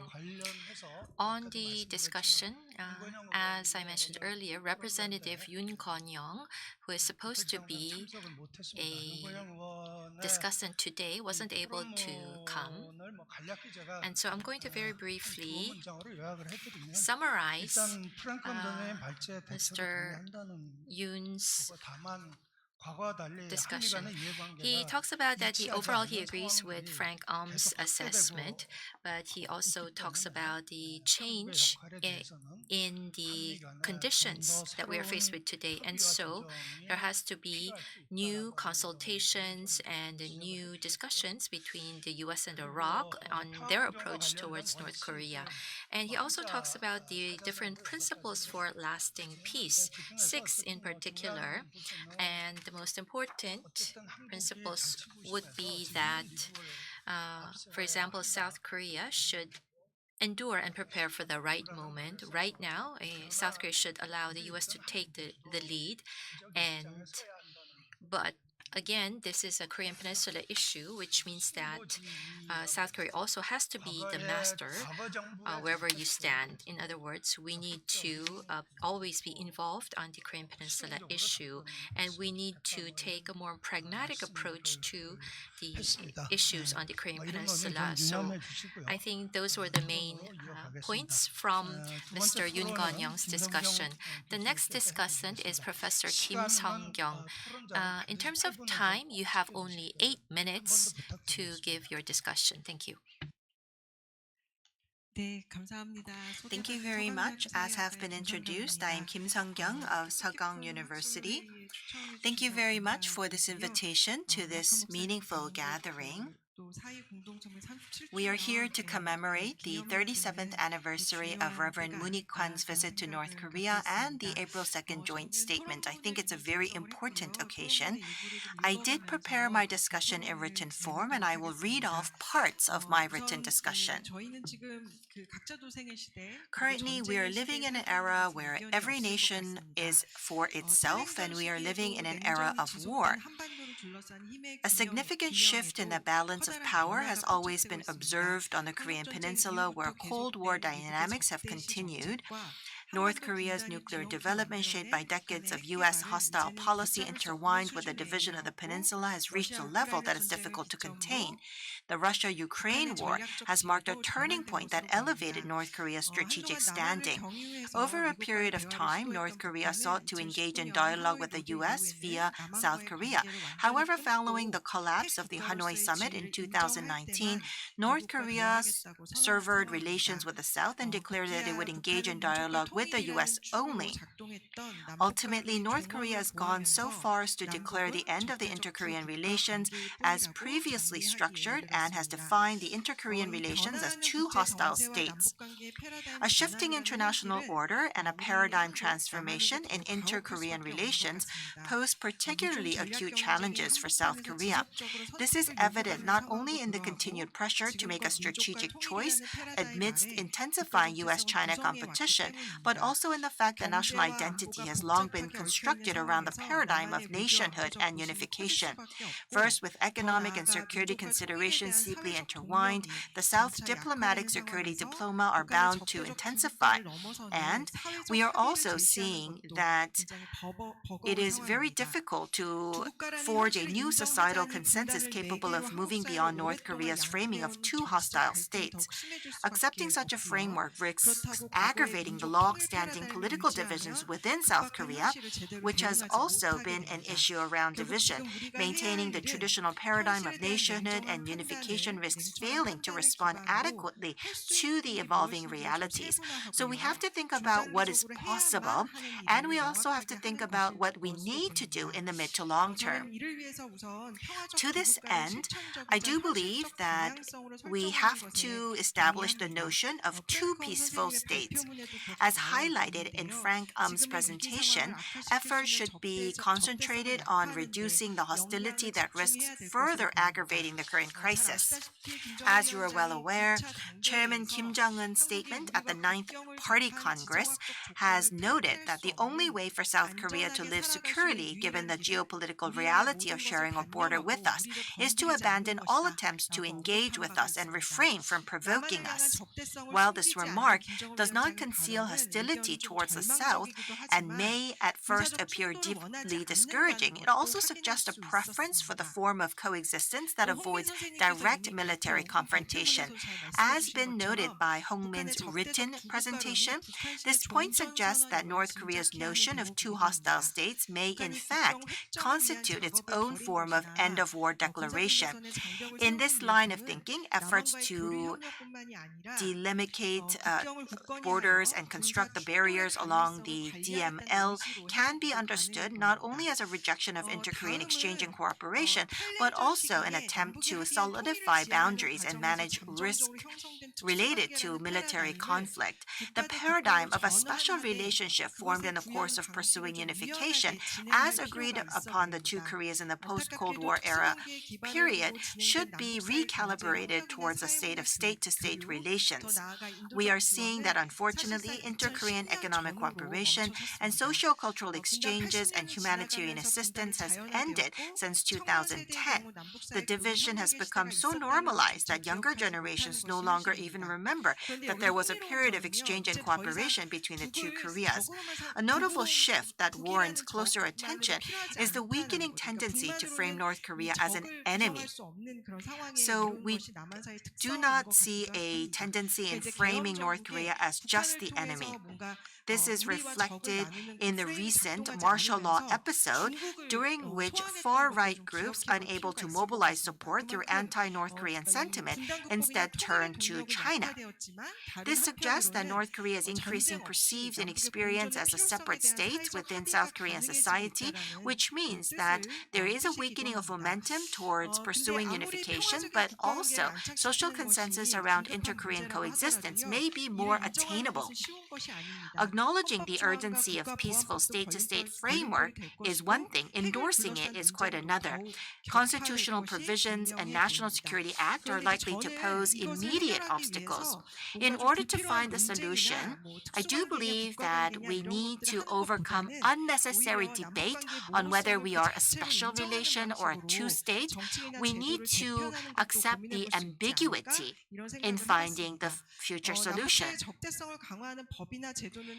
We need to make sure that revised laws that define North Korea as an enemy state, but at the same time, we also need to maintain flexibility in maintaining the concept of two peaceful states. Sometimes I'm criticized for this, saying that my attempt could be read as maintaining the current divided state, but we need to acknowledge our reality. we should not just talk about whether we are a two-state or not, but recognizing the current reality is more important. Another issue that we must think about is up until now, when we thought about North Korea, it was always a problem that we needed to solve, and we always came up with policies to solve the problem of North Korea. But now we have to accept North Korea as a given condition, as a reality that we must manage. And if we move in that direction, I do believe that we can exercise flexibility and accept the contradiction that do exist. I don't have a lot of time for my discussion, so I will not be able to read all of my written remarks. I'm not saying that there is no nationhood. I'm not saying that we should not strive for unification. Those should be values that we strive for, and we need to talk about this within our society. But in order to do that, we need to become a stronger nation for peace, and we do need further education related to peace. When I was writing my written remarks, I was actually writing it during the nighttime, and I felt quite emotional about this topic. And I actually found a favorite poet of mine written by the late Reverend Moon. And so if time allows, I would like to share that poem with you. Not quite a sleep talk, yet still a sleep talk. To live history, it is to turn night into day and day into night, to overturn the sky into earth and the earth into sky, to kick at rock with bare feet and bring it down, and to be buried within it, yet with the spirit still alive, raising high the banner of freedom and letting it flutter. In this land where one must shout that a wall is a door and go through it. To live history today is to reject division with one's whole body, to cry out the armistice line does not exist, to go to Seoul Station or Busan or Gwangju and demand a ticket to Pyongyang. Having read this poem, we have no choice at the moment to recognize each other as a state and go towards coexistence. This actually may make Reverend Moon feel very sad. Having read this poem, I can see the passion being revived within me. I do hope that our generation and future generations will once again dream of unification through education, and I do believe that that is what we need to prioritize within the Korean society. This brings me to the end of my remarks. Thank you very much. 예, 고맙습니다. Thank you. 도라산역에 가면 When we go to the Torasan station, we can see that there is a poem by Reverend Moon that is saying, "Give me a ticket to Pyongyang." The next discussant is Lee Jong-ju, Deputy Minister for Unification Policy. Good afternoon. I am Deputy Minister for Unification Policy at the Ministry of Unification. Civil society and academia have come together to host this international symposium. It's a great honor for me to participate. And Ministry of Unification is in charge of establishing the Korean Peninsula policies of the current administration. And there's been a lot of good policy proposals put forth today, so I'd like to thank you for that. So the global order right now is one in which there's a lot of wars happening, and it seems that the logic of power is the only thing that works right now. And now North Korea has defined its relations with South Korea as that of two hostile states, and so this requires change in the Korean Peninsula policy of the South Korean government. And the Korean Peninsula right now has been defined as a grand instability region by Dr. Hong Min, and also Dr. Frank also pointed out that this current situation requires change. And so as we think about the future policies, it seems that there needs to be a fundamental shift in our policy and not just the partial changes. So the most important question right now would be, what is the type of change that is needed at the moment? The Lee Jae-myung government and Ministry of 평화공존 Unification 정책입니다. has 남북한 identified 그리고 한반도를 peaceful 둘러싼 coexistence 주변 as the 국들의 policy 평화공존 direction for the 그 Korean 자체를 Peninsula. So 중심에 두고 peaceful 한반도 coexistence 정책의 itself is being 패러다임을 emphasized, 다시 and the 짜보자, Korean 다시 Peninsula 짜보겠다 policy 이런 paradigm 얘기를 하고 is 있습니다. shifting from 북한이 the 주장하는 very 적대적 basics, and 두 so 국가가 this 남북 hostile 관계의 새로운 현실이 two-state 되어서는 안 된다고 policy of the 생각합니다. North should not become a 적대와 대결, reality. 단절을 So 통해서는 through severance or 안정적인 confrontation 공존뿐만 or 아니라 hostility, 단절된 this is going to 안정도 lead 지속 가능하지 to 않다고 생각을 instability 합니다. and 그렇다면 unsustainable 북한이 적대적 policies 두 on the 국가가 Korean Peninsula. 아니라 And so if 평화 it's not 공존 hostile to say 그리고 peaceful 통일을 coexistence 지향하면서도 and 평화롭게 also 공존할 수 peaceful 있는 coexistence 평화적 as 두 we continue to 국가를 pursue 선택하게 reunification, 만들어야 한다고 we need to 생각합니다. ensure that both 이런 countries 인식에서 choose this 이재명 policy 정부는 path. 한반도 평화 And so 공존 the Lee Jae-myung 정책을 government right 수립하고 now is 남북 establishing 간 the Korean 평화 공존의 Peninsula peaceful 제도와 coexistence 한반도 policy, 공동 and the 성장 기반 framework, the 구축 그리고 systems, and the 전쟁과 핵 없는 foundations 한반도의 is being 실현을 세 established 가지 and 목표로 developed and 추구하고 established, 있습니다. and we are 이런 pursuing these 목표를 goals 실현하는 in tandem. 첫걸음은 And the first step 북한을 towards 공존과 realization of the goals 발전의 is that we 상대방으로 have to 바라보는 것에서부터 begin 있다고 from looking at 생각을 North 합니다. Korea as 이 partners 평화공존 of 정책의 peaceful 3원칙인 coexistence. And the 북한 three principles 체제를 are 존중하고 respect 흡수 for the 통일을 North Korean 추구하지 system, 않고 not 적대 pursuing 위를 unification 추진하지 by absorption, 않겠다는 and 것은 not pursuing 북한을 hostile 공존할 policies. 수 있는 And this 이웃으로 means that we 인정하겠다. recognize 그리고 and 우리도 respect 북한에게 the North 신뢰할 수 Korean 있고 regime, and we 공존할 수 want to 있는 be a 이웃이 reliable and a 되겠다는 good 의미를 담고 neighbor that 있습니다. can coexist with 이재명 North 정부 Korea on the Korean 통일부는 Peninsula. 한반도 And the 평화 Ministry of 공존 정책을 Unification, 통해서 through 북한이 its 느끼고 있는 peaceful 적대감과 위협 coexistence 인식을 policy, 낮추고 would like to 남북 간 평화 lessen the 공존에 threat 대한 perception of 상호 North 신뢰를 Korea and 다시 also build 쌓아가 a 보려고 trust, 합니다. mutual trust 이를 위해서 once again. 불출범 And 직후에 대북 right 확성기 after its 방송을 launch, we 중단했던 have stopped the 것처럼 propaganda 우리가 broadcast 먼저 할 at 수 있는 the 평화 border 조치들이 areas. The 어떤 peace 것들이 actions 있는지 that we 계속 찾아 나가려고 can 하고 take, we 있습니다. continue to 방금 전에 identify those 김성경 and take those 교수님께서도 말씀하신 measures. As 것처럼 Professor Kim 북한은 Sung-kyung has 최근 just 9차 mentioned, North Korea 당대회 right 최고 now 인민회의 had 연설 the 등을 9th 통해서 Workers' Party 주권과 Congress and 제도를 talked about 보수하겠다, sovereignty and the 안정권과 systems and 발전권을 institution 추구하겠다 development. 등의 It 이야기를 하고 mentioned the 있습니다. pursuit of 다른 stability 나라들이 북한과의 and 대결을 security. 선택하든 And so 평화 whether other 공존을 countries 선택하든 우리는 다 choose 대응할 준비가 되어 있다. whatever 이런 choice, 말들도 policy 합니다. choice that the other countries are 통일부는 이런 making towards 주장에 the 유의하면서 North Korea 이재명 is 정부가 has 이미 평화 identified its 공존을 own policies, 선택했다는 and 것을 South Korea 북한과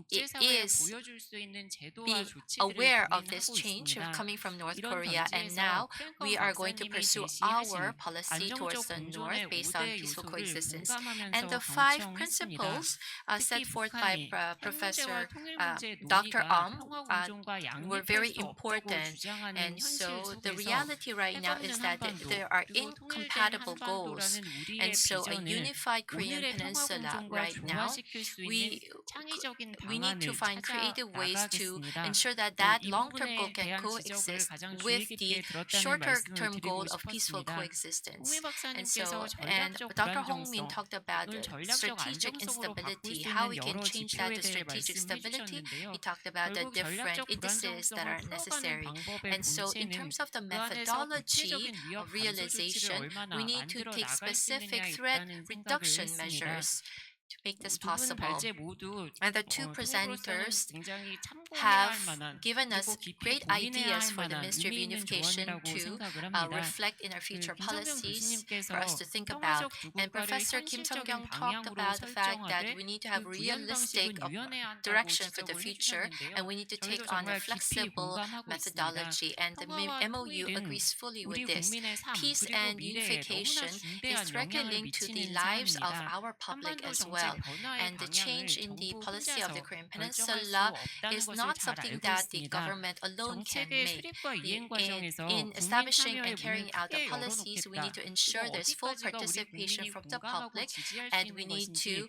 끊임없이 살피겠다. 이런 understand 생각을 what the 가지고 public 있습니다. wants. And the 이를 MOU 위해서 is very much 민간이 aware of the 주도하고 need for this 정부가 process. 지원하는 And so the 방식의 사회적 대화를 private sector 준비하고 or the civil 있습니다. society can take the 올해부터 lead, 시작될 and the 사회적 government will 대화가 provide support for 실질적인 social social dialogue, and this social dialogue will be a practical site for in-depth discussion among the different stakeholders. I'd like to ask questions, one question to each of the presenters.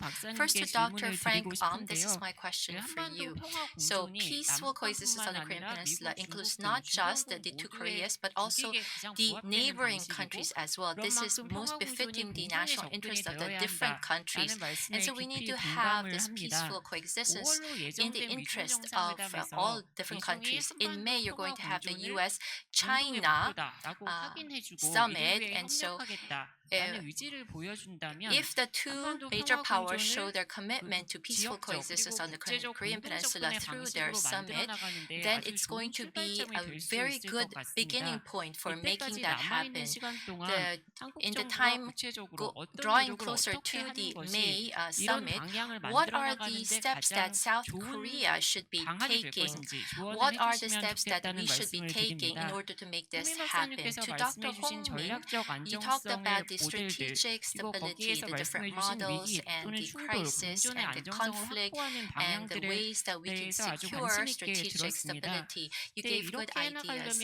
And to make this possible, in the border areas, we have to ensure that there is a low level of military trust that we begin to build.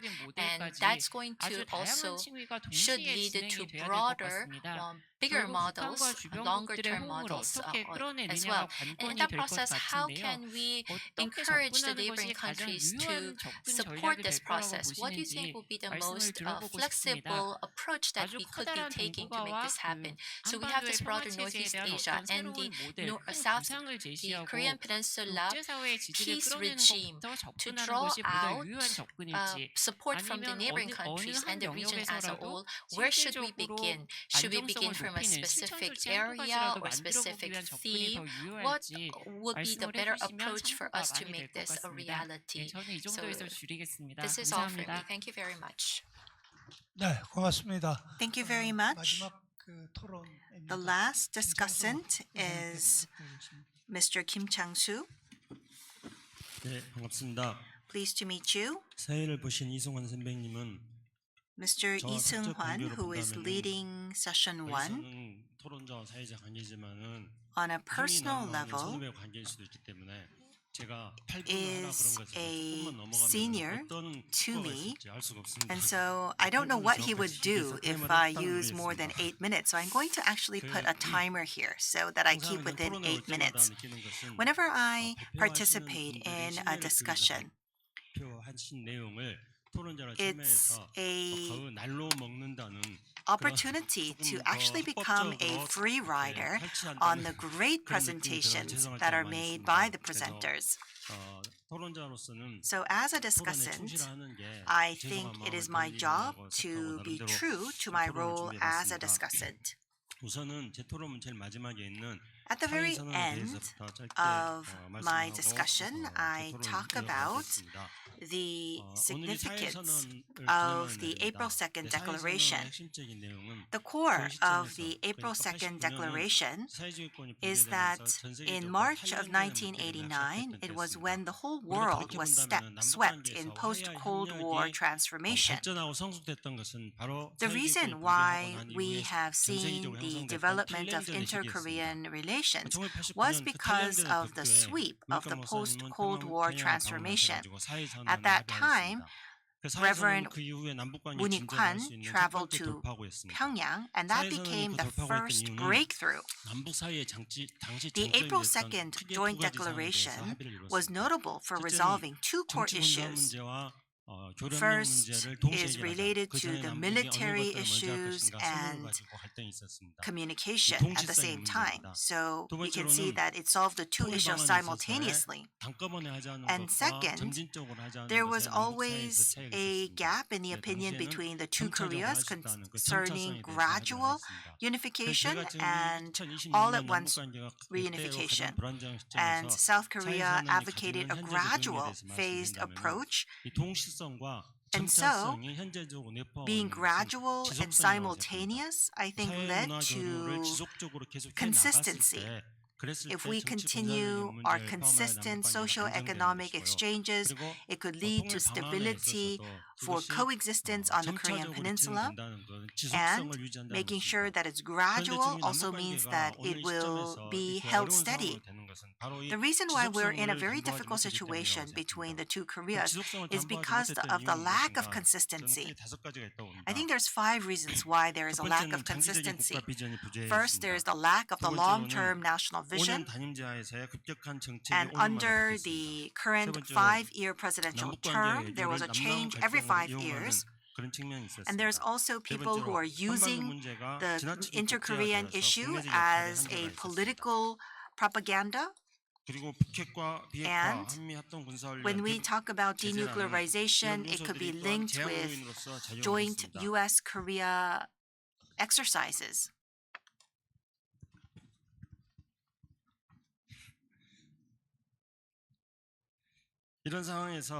Given this situation, I have a question for Dr. Frank.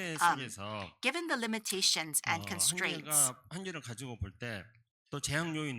so there are many limitations and constraints, such as sanctions, joint exercises, nuclear issues. According to Dr. South Korea still maintains policies that structurally challenge North Korea's sovereignty, and you talked about the Korean Constitution.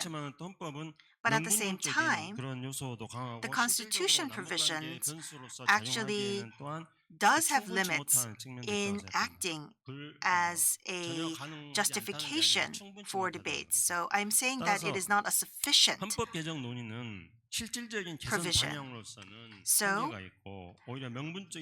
I would argue that discussions framed around these constitutional provisions have limited value as concrete improvement proposals and risk getting bogged down in debates over justification. I would like to welcome the presenter's view on this.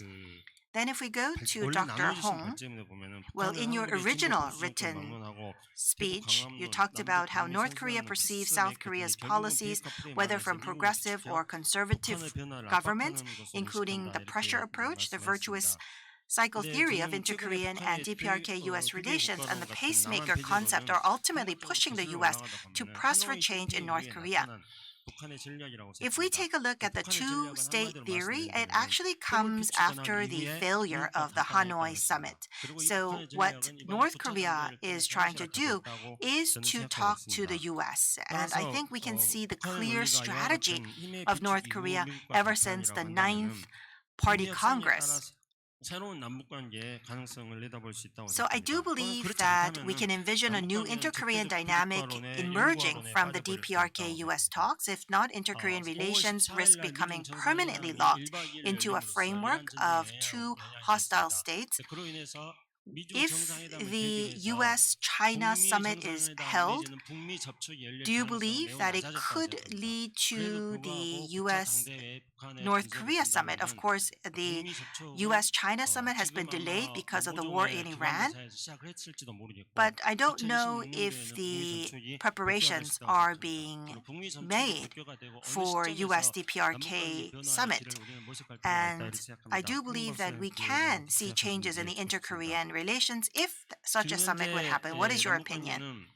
The current inter-Korean relations is based on the hostile two-state theory of North Korea, as well as Trump's policy towards North Korea, and Trump's Donroe Doctrine and the war in Iran, and the fluid dynamics of the US-China rivalry. So we are in a very different situation. Given this environment, I have a question to Dr. Trump is consumed by the Middle East. North Korea diplomacy is now even less likely to receive attention. The Iran case reinforces his conviction that nuclear weapons are the ultimate deterrent and will accelerate North Korea's weapons and development. This is what you mentioned. But my thoughts are a bit different. Even before the Iran war began, North Korea's 9th Party Congress was held. And because of the war in Iran, we were not able to concentrate on analyzing the 9th Party Congress. But at the 9th Party Congress, what they mentioned is different from the 8th Party Congress, because at the 8th Party Congress, they talked about strong military power, but at the 9th Party Congress, North Korea is laying out the plans to strengthen its defense capabilities. North Korea elevated nuclear weapons from a deterrent to a war-fighting tool. 놀라운 그런 요소들이 많이 있습니다. I think this is quite notable. 핵무기와 재래식 무기를 유기적으로 혼합해서 사용하는 North 전략을 Korea 타협했습니다. can be 이것은 is outlined a strategy of organically integrating conventional and nuclear weapons. This is a direct response to the US ROK alliance's combined nuclear and conventional integration operational plan. 또한 북한은 North Korea also designated AI, space technology, and new energy as 3 core strategic industries. So in this AI era, we always emphasize this, but what is notable here is that North Korea designated these 3 industries, and North Korea is looking to create this into a common foundation for economic and defense development, which is different from the economic development plan of the past. This effectively institutionalizes, I can see my 8 minutes are over. I regret that I put this timer on. So the US actually announced the Genesis mission last November. This means that all of the challenges of the US should be solved in a short amount of time through technology.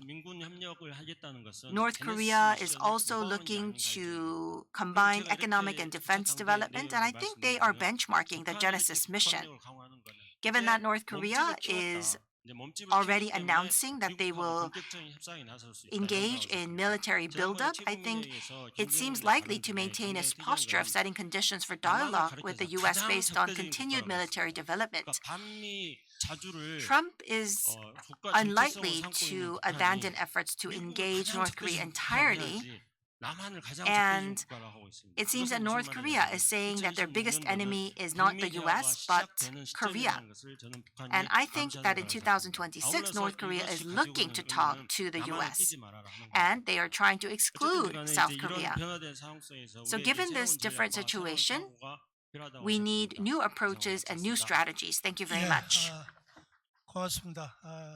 Yes, thank you very much. 지금 토론자들께서 Our discussants have presented a few questions for our 2 presenters. 실상 질문 내 내용이 굉장히 If you look at the questions, the quality of the questions, they're quite provocative and they require a lot of time to answer. But unfortunately, I'll be able to give just 3 minutes to our 2 presenters each. So for the next 3 minutes each, you can briefly answer the questions that have been presented to you. For the remaining time, we're going to use that for me to summarize the questions that we have received, both online and offline, to our presenters. So we will proceed that way. So Frank, would you like to go ahead? Yeah, thank you very much for the great questions. So regarding the Constitution, as a U.S. citizen, someone who's not a South Korean citizen, it's not appropriate for me to be too prescriptive about matters related to the Constitution and the issue of unification, which is a deep historical, psychological issue, right? But my point is that as an outsider, when I look at the Constitution, when I look at Lee Jae-myung's policy of peaceful coexistence, but that includes denuclearization, it seems inconsistent with North Korea's approach, fundamentally inconsistent. There has to be some reconciling of that inconsistency, right? When South Korea says that North Korean territory under our law is a part of our territory. We seek unification under a democratic market-led order, right? In that order, there is no place for Kim Jong-un and the North Korean government. So I'm just pointing out that inconsistency. I think regarding the U.S.-China issue, so I think Deputy Minister Lee brings up a pretty good suggestion, and it may be worth pursuing. I will point out that for China and the U.S., my sense is that North Korea is not a priority. I wouldn't be surprised if it doesn't really come up at all during the summit. I don't think China would necessarily object to peaceful coexistence. I think it aligns with China's approach, so they shouldn't be too objectionable about that. But I think from the U.S. side, the term peaceful coexistence historically has baggage, has a negative connotation. The term peaceful coexistence was used by the Soviet Union during the Cold War. China has used the term peaceful coexistence, so I'm not as sure that the U.S. be willing to sign on. In any case, I just don't think that the U.S.-China summit will talk about North Korea in that way. China tends to support the approach where the U.S. and North Korea should resolve things by themselves, and China doesn't want to get involved at this stage. So that's my general sense there. Thank you. 예. 여러 질문 주셨지만 제가 There were many 다 questions addressed to myself, but we have limited time. 시장님이 말씀하신 내용 Well, Deputy Minister 여기에 Lee 대한 구체적인 이제 내용들이 asked a question, 제시돼야 되는데 and I think it actually calls for very detailed answers. 글로벌 차원과 그다음에 If we take a look at the global level and the regional level and the Korean Peninsula level, as well as inside South Korea, we need to have simultaneous movement. So it's not about moving from one to another, but it has to happen at the same time on all levels. We need to have a system to enable this. In order to do that, as I mentioned before, we need to have our strategic narrative. If we take a look at the international events and regional events, we were always trying to just catch up. We don't have insights into the events in the region and around the world. So we need to overcome this limitation. And we need to make sure that we play a role as a regional planner at the very least. Although we may not become a global planner, in order to become a regional planner, we need to have our own strategic narrative, to have our indexes in place, to make sure that we check where our vulnerabilities are. There are many preemptive measures that are needed to prevent collisions with the North. These are ways to express that we do not wish to take hostile action, and I think that could be a good starting point. From the Northeast Asia perspective, the arms race is quite serious. Long-range precision strike weapons are being developed by Japan, Korea, China, and the US, and we have an immense amount of long-range precision strike weapons in this area. In this situation where we have an issue with the microphone. We are not receiving sound into the interpretation booth. So we do need to make sure that we come up with this initiative. We can propose this initiative and lead these initiatives. And I do believe that that could be a role that we can play. But currently, we are quite passive. We are just in a position where we're just trying to endure all of the pressure. But we need to play a more proactive role. We have an issue with the sound system. We are not receiving sound into the interpretation booth. Please check the microphone for interpretation. 중국, 러시아 미국 간의 소위 이제 완전한 Between the US, China, and Russia, there is no perfect 노력을 해야 되겠고 arms 거기에 control 한국이 어느 regime. 정도 국제기구 And I do believe that through international society and international institutions, Korea could raise our voice. We have also heard from Mr. Kim Chang-soo. 네. 어떻든 2019년 하노이 In 2019, there was the Hanoi summit, and ever since the summit, the hostile relations continue to build up. I can relate to that. Deputy Minister Lee Jong-ju and Professor Kim Sung-kyung also talked about this, and Chairman Kim Jong-un in his New Year's address talked about coexistence, stability, and development. So peaceful coexistence means that he wishes to improve relations with the US. Safety means non-interference. And so that actually is related to the peace treaty, and development is about sanctions, how North Korea is limited in development because of sanctions. And if these three issues can be solved, then instead of the hostile two states, we can move towards two states. But if we are not able to solve these three issues, I don't think we can expect North Korea to start talking to South Korea and removing hostile from hostile two states. And because of this, the possibility of US DPRK talks is becoming lower. The US, will it actually send a message that it could improve the safety and regime of North Korea? I do believe that ever since Iran, the attitude of North Korea will become even more passive. So I do believe that Chairman Kim will look to not provocate Trump and also not engage in direct conflict with the Trump administration. That will probably be the position of Chairman Kim. So they may manage the messages to make sure that there's no provocations, but they will probably not engage in active dialogue with the Trump administration unless something meaningful comes from the US first. Yes, we don't have much time remaining in this session. And in the remaining time, well, we have received several questions, both online and offline. So I'm just going to mention 3 or 4.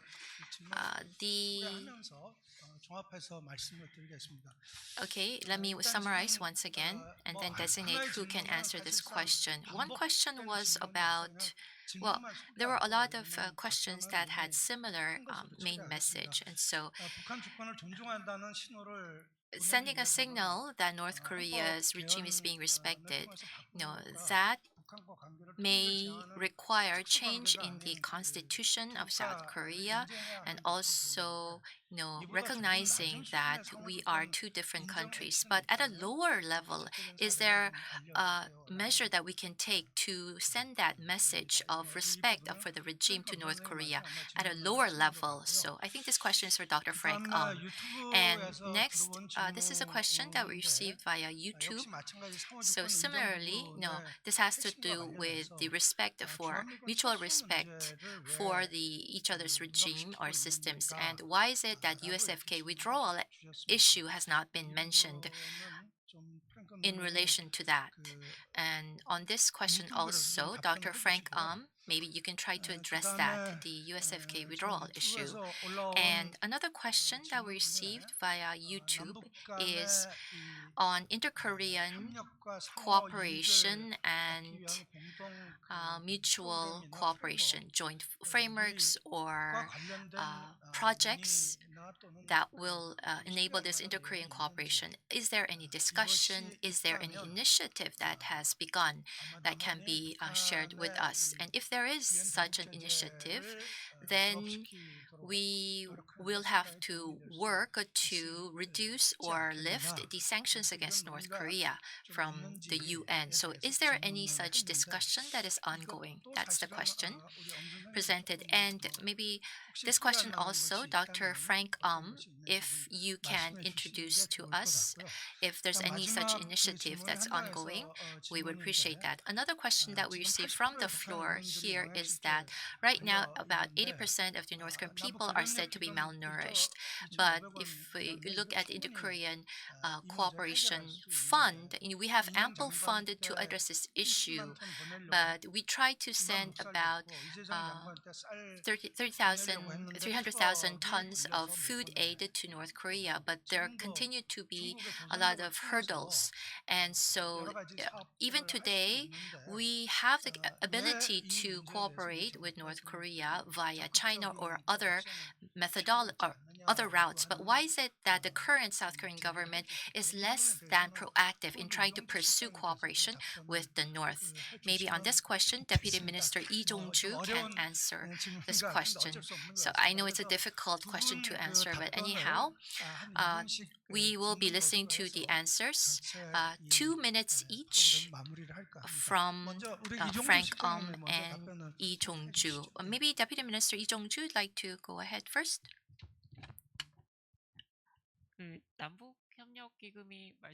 Well, you talked about how there is 1 trillion won in the cooperation fund. That is true. But we are actually executing less than 10% per year. So we are not being able to use the fund currently. The fund is targeted for food aid, for example, to provide humanitarian aid to North Korea. From the Ministry of Unification, we actually want to execute this fund according to what this fund was intended to be. Currently, North Korea is saying that we are hostile to states, and even before that, they have rejected all humanitarian aid from South Korea. That is the position of North Korea. For the programs that we support through international organizations, that is also being rejected as well.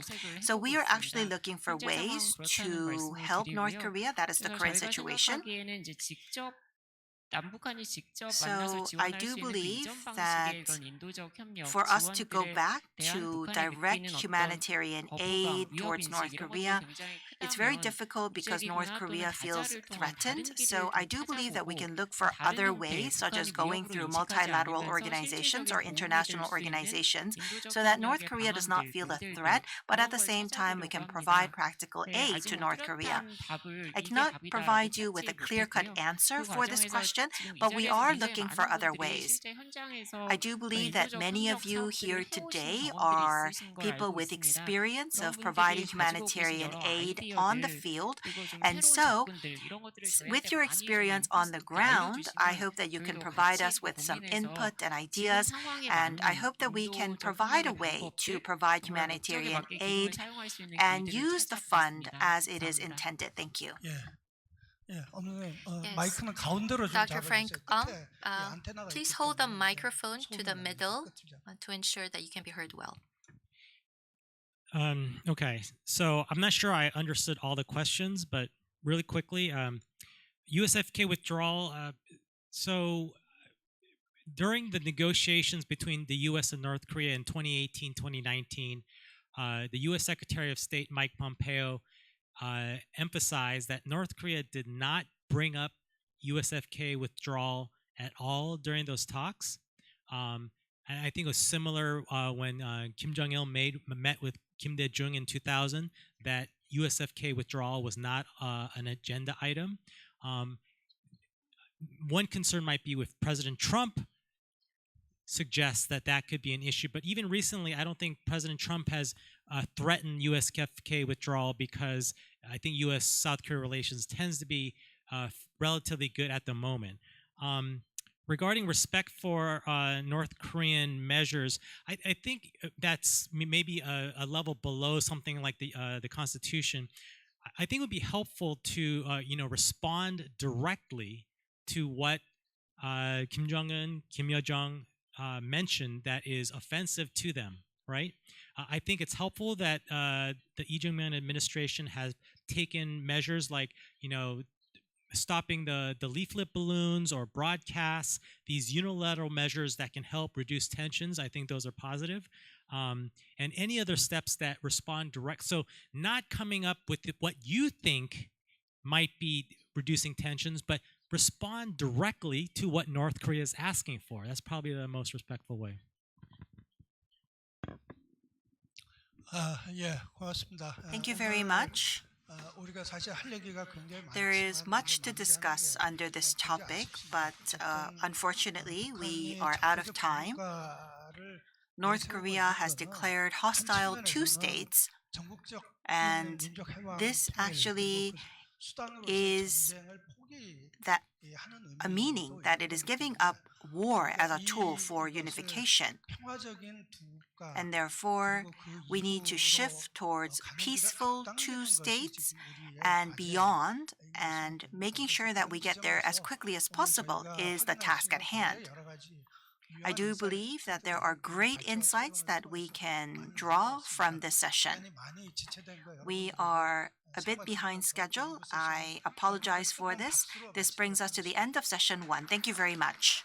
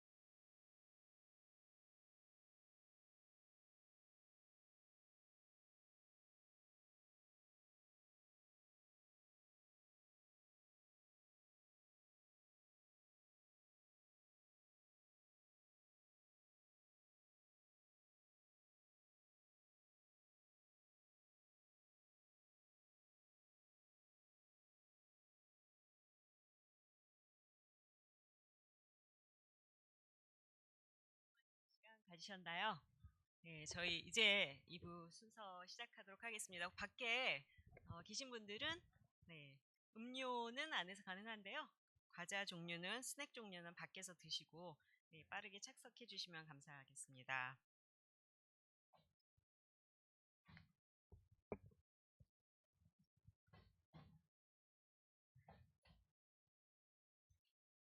네.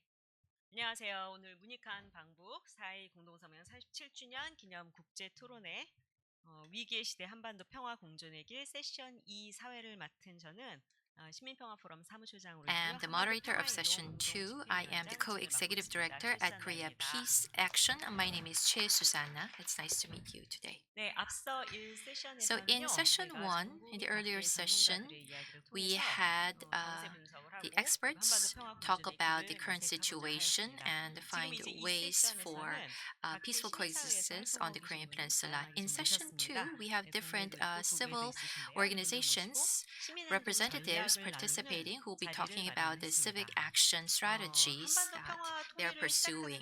So when we try to begin peaceful coexistence on the Korean Peninsula, before government level steps have been taken, previously we had civic society engage in actions first. So we had Reverend Moon and also religious groups as well as different civil organizations, NGOs take the measures first. So in this session, we're going to look at what civic peace actions we can take in order to try to make a breakthrough in the current impasse in our relationship and to find clues for us to move forward. So we're going to talk about how we can begin that process.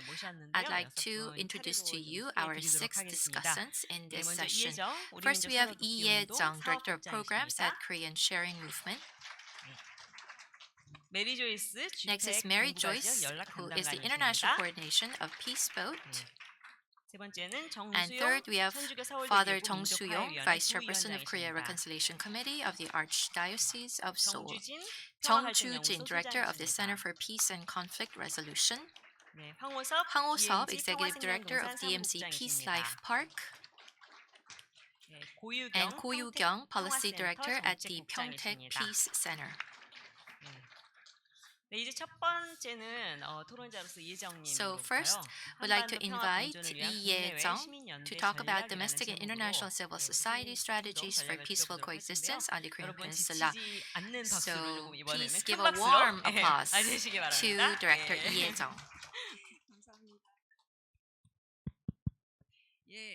Thank you very much. I am Lee Ye-jung from Korean Sharing Movement. So I'm going to talk about the domestic and international civil solidarity strategies for peace on the Korean Peninsula.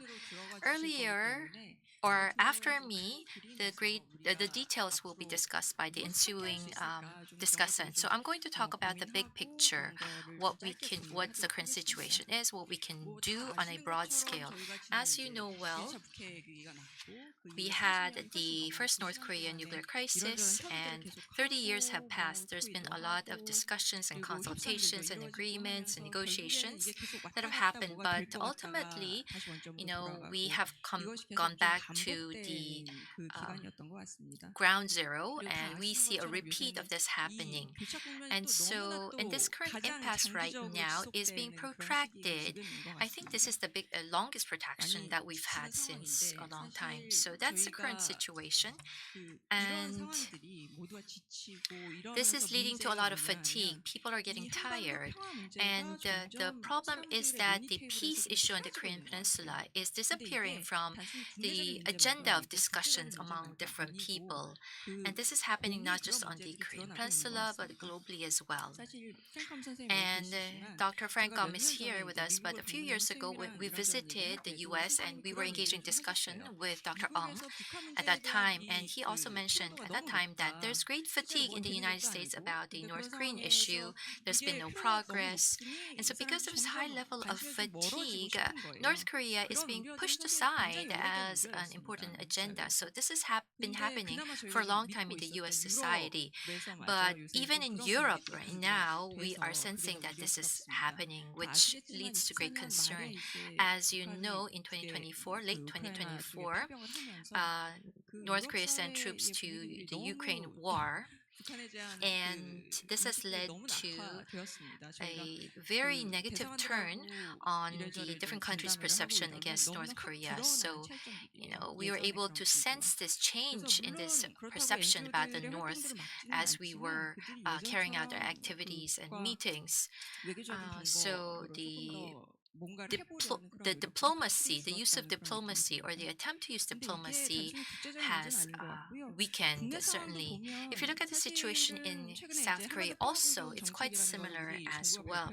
So the South Korean government has announced its policy of peaceful coexistence on the Korean Peninsula, but I think they are still talking about just the basic principles.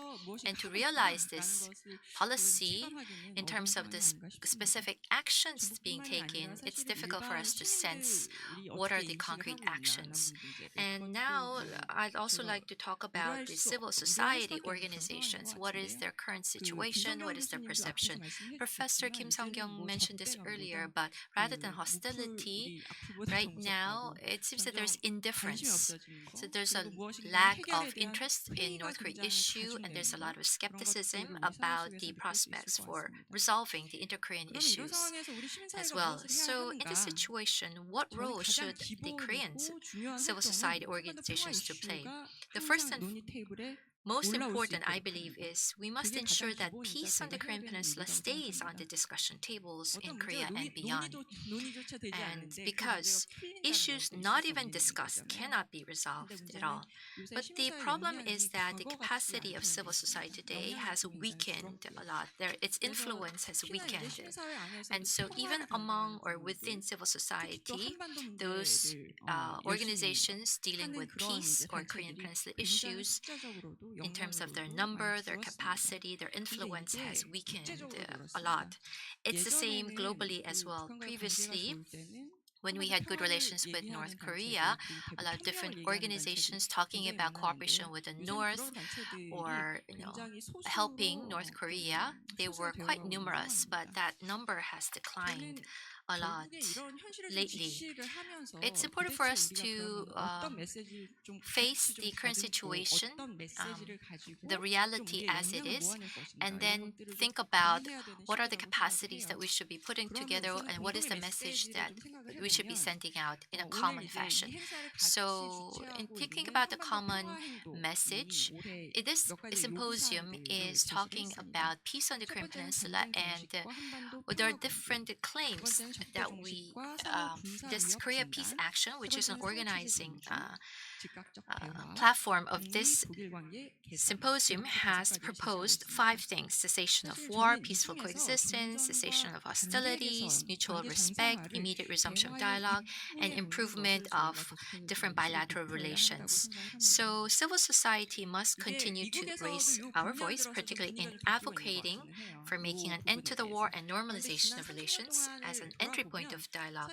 Looking back at the past 30 years, the end of war or normalization of ties, those were regarded as or given as rewards for North Korea's good behavior. So I think that was our basic mindset as we engaged with the North.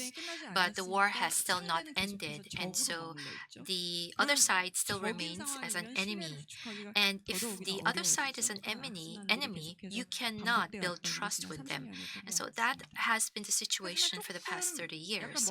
However, if we try to cool down and rethink or reassess the current situation, I believe that the most basic step towards dialogue or progress in negotiation is looking at the other side as a dialogue partner rather than an enemy. So we shouldn't look at the help or the cooperation with North Korea as a reward for good behavior, but rather this is the most, looking at the other partner as a dialogue partner is just a simple basic step that will allow dialogue to happen again. And so I believe that the civil society should be raising a stronger voice on this needed change. Looking at the domestic solidarity strategy, as I mentioned, the capacity has weakened, its influence has weakened. And so how can we be more efficient? in our approach, more economical in our approach, and considering the current limited capacity. That's what we need to think about. And so what we have chosen is that there are policy-oriented initiatives that we can take aimed at expanding our influence over decision-making bodies and advancing our positions. So, it's important for us to have close communication with the government policymakers. It's very important because they are making the official policies. And so, of course, the peace on the Korean Peninsula, this issue is closely connected with government level affairs, such as inter-Korean relations, diplomacy, security, national defense. And so this would be very important.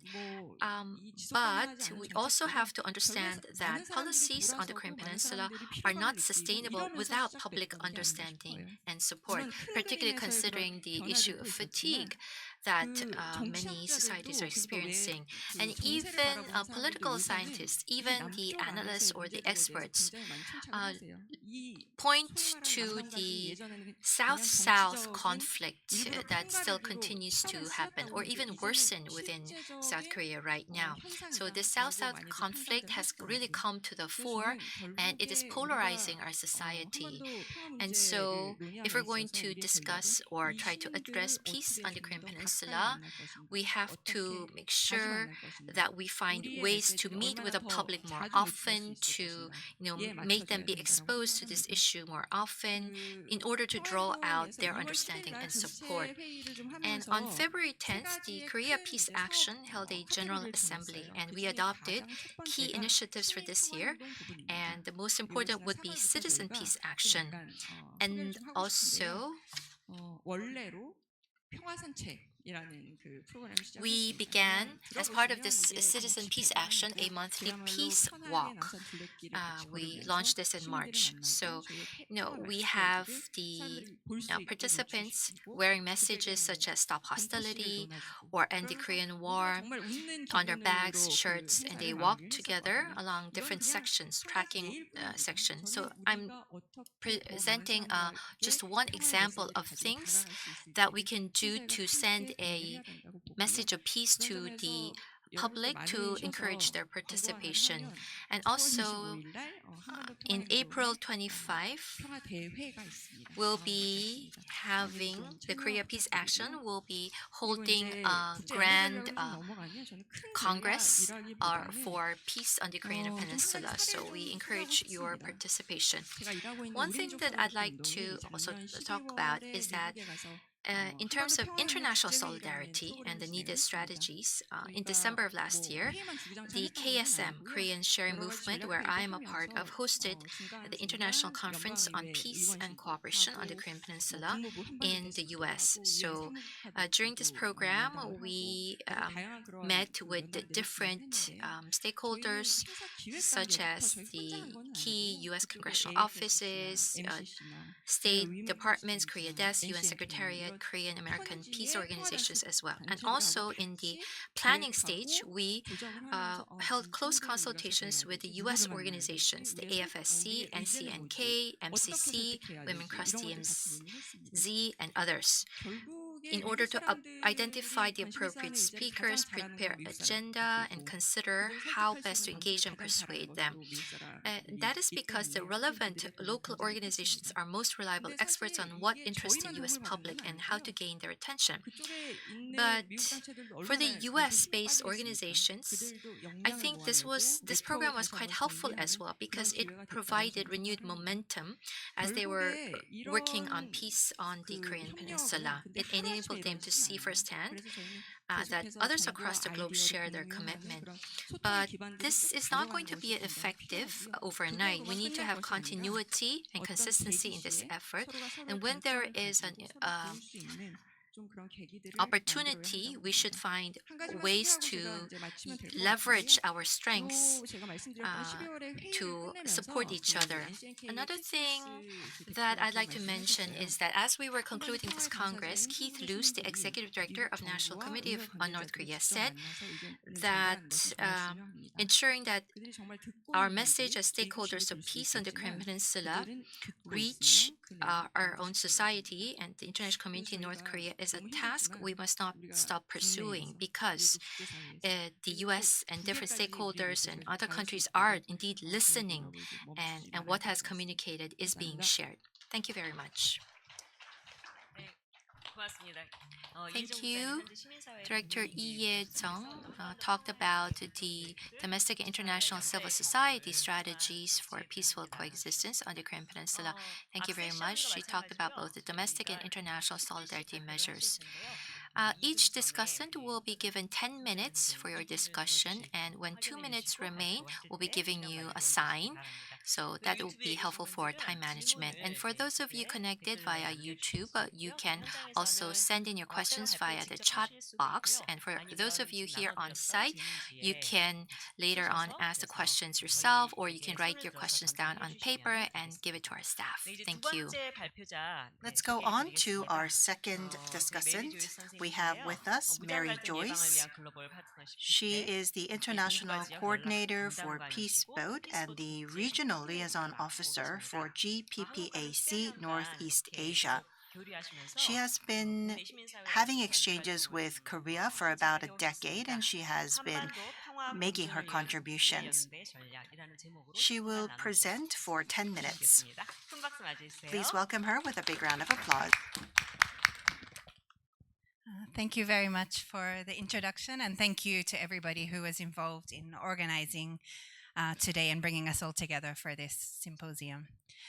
So as mentioned, my name is Mary Joyce, and I'm based in Tokyo, working with the Japanese NGO called Peace Boat, where particularly I coordinate the Northeast Asian Regional Network of GPAC, which is peace-building organizations throughout Northeast Asia. So here in Korea and Japan, but also from Beijing, Hong Kong, Taipei, Ulaanbaatar, Vladivostok, and also from Pyongyang as well. It goes without saying, of course, as we've heard, that we are living today in a time of profound global uncertainty and crisis. We are seeing an escalation in military conflicts, geopolitical competition, and trust between states is eroding. And I really believe that in this kind of environment, it's important, not only important to have solidarity between civil society across borders, but really essential for all of us. And for here in the Korean Peninsula, I think that this is also one opportunity to look at alternative paths for this peaceful coexistence that we have been discussing, but not only for Korea, but for the broader Northeast Asian region as well. And like Ye-jung just mentioned, as civil society space and impact is also in crisis, it's all the more important for us to be working together across borders with these kinds of common strategies and common messages. So just to begin with some of the broader context, I won't go into detail, of course, we've already heard and you're all very aware, but today the global landscape is really shaped by unpredictability when we look at leadership in different countries, escalating conflicts, the nuclear threats, and also the weakening of international law and multilateralism. It's becoming increasingly difficult to anticipate what we are going to see in the news when we open it on a day-to-day basis, let alone in the longer term as well. And of course, Northeast Asia and the Korean Peninsula is not insulated from this turmoil. On the contrary, intensifying competition between the major powers is reinforcing Cold War divisions that were still lingering here in this region. The risk of escalation is real, and states within Northeast Asia also face the growing risk of being drawn into military conflicts in other parts of the world. In Japan, for example, we are seeing now many citizens are concerned about how US military bases are being used for the purpose of the war on Iran. And I'm sure you have many different similar situations or discussions, concerns here in Korea today as well. And so it's within such a context that the role of civil society is even more critical to ensure that we can continue to exchange information, express solidarity, and raise our collective voices against these dangerous trends as well. But at the same time, this is not only a moment of crisis, but also a moment for learning together as well. And I think that there is a great amount that civil society from Korea and Japan can learn together and can exchange from in this. I was reminded of the words recently of Canadian Prime Minister Carney in Davos, who was talking about the role of middle powers to work together. And I think this goes not only for governments, but also civil society in these kind of countries, like here in Korea and Japan. Firstly, there is so much that global civil society can and wants to learn from the movements here in Korea. Through the previous Korea Peace Appeal and now Korea Peace Action, we are seeing that there are international networks who have deepened their engagement with Korean civil society in different ways. And wherever I go, I hear a lot of interest in learning what the next steps, what the next potential actions, how NGOs or citizens around the world can continue to exchange in this collaboration. And of course, the recent experiences of democratic resistance here in Korea are providing really powerful lessons for movements around the world. Where I am in Japan, but also in other places, I hear so often people wanting to learn more about how the Korean experience of overthrowing martial law and also the long history of the democracy movement here as well. At the same time, of course, this mutual learning is not just one directional. One thing we are experiencing now in Japan is really a new significance that people are seeing in Article 9 of the Constitution, the peace clause in the Japanese Constitution. In a situation that's a little bit ironic, although Prime Minister Takaichi is looking to amend the constitution as part of her overall security policy, in a way, Article 9 also provided a kind of break or an excuse which allowed her to say no to sending Japanese self-defense troops to the Strait of Hormuz, including when she met with President Trump recently in Washington, D.C. So as we are seeing Article 9 serve this kind of restraint on military expansion, there is a lot of new attention, particularly from the younger generation in Japan, on Article 9.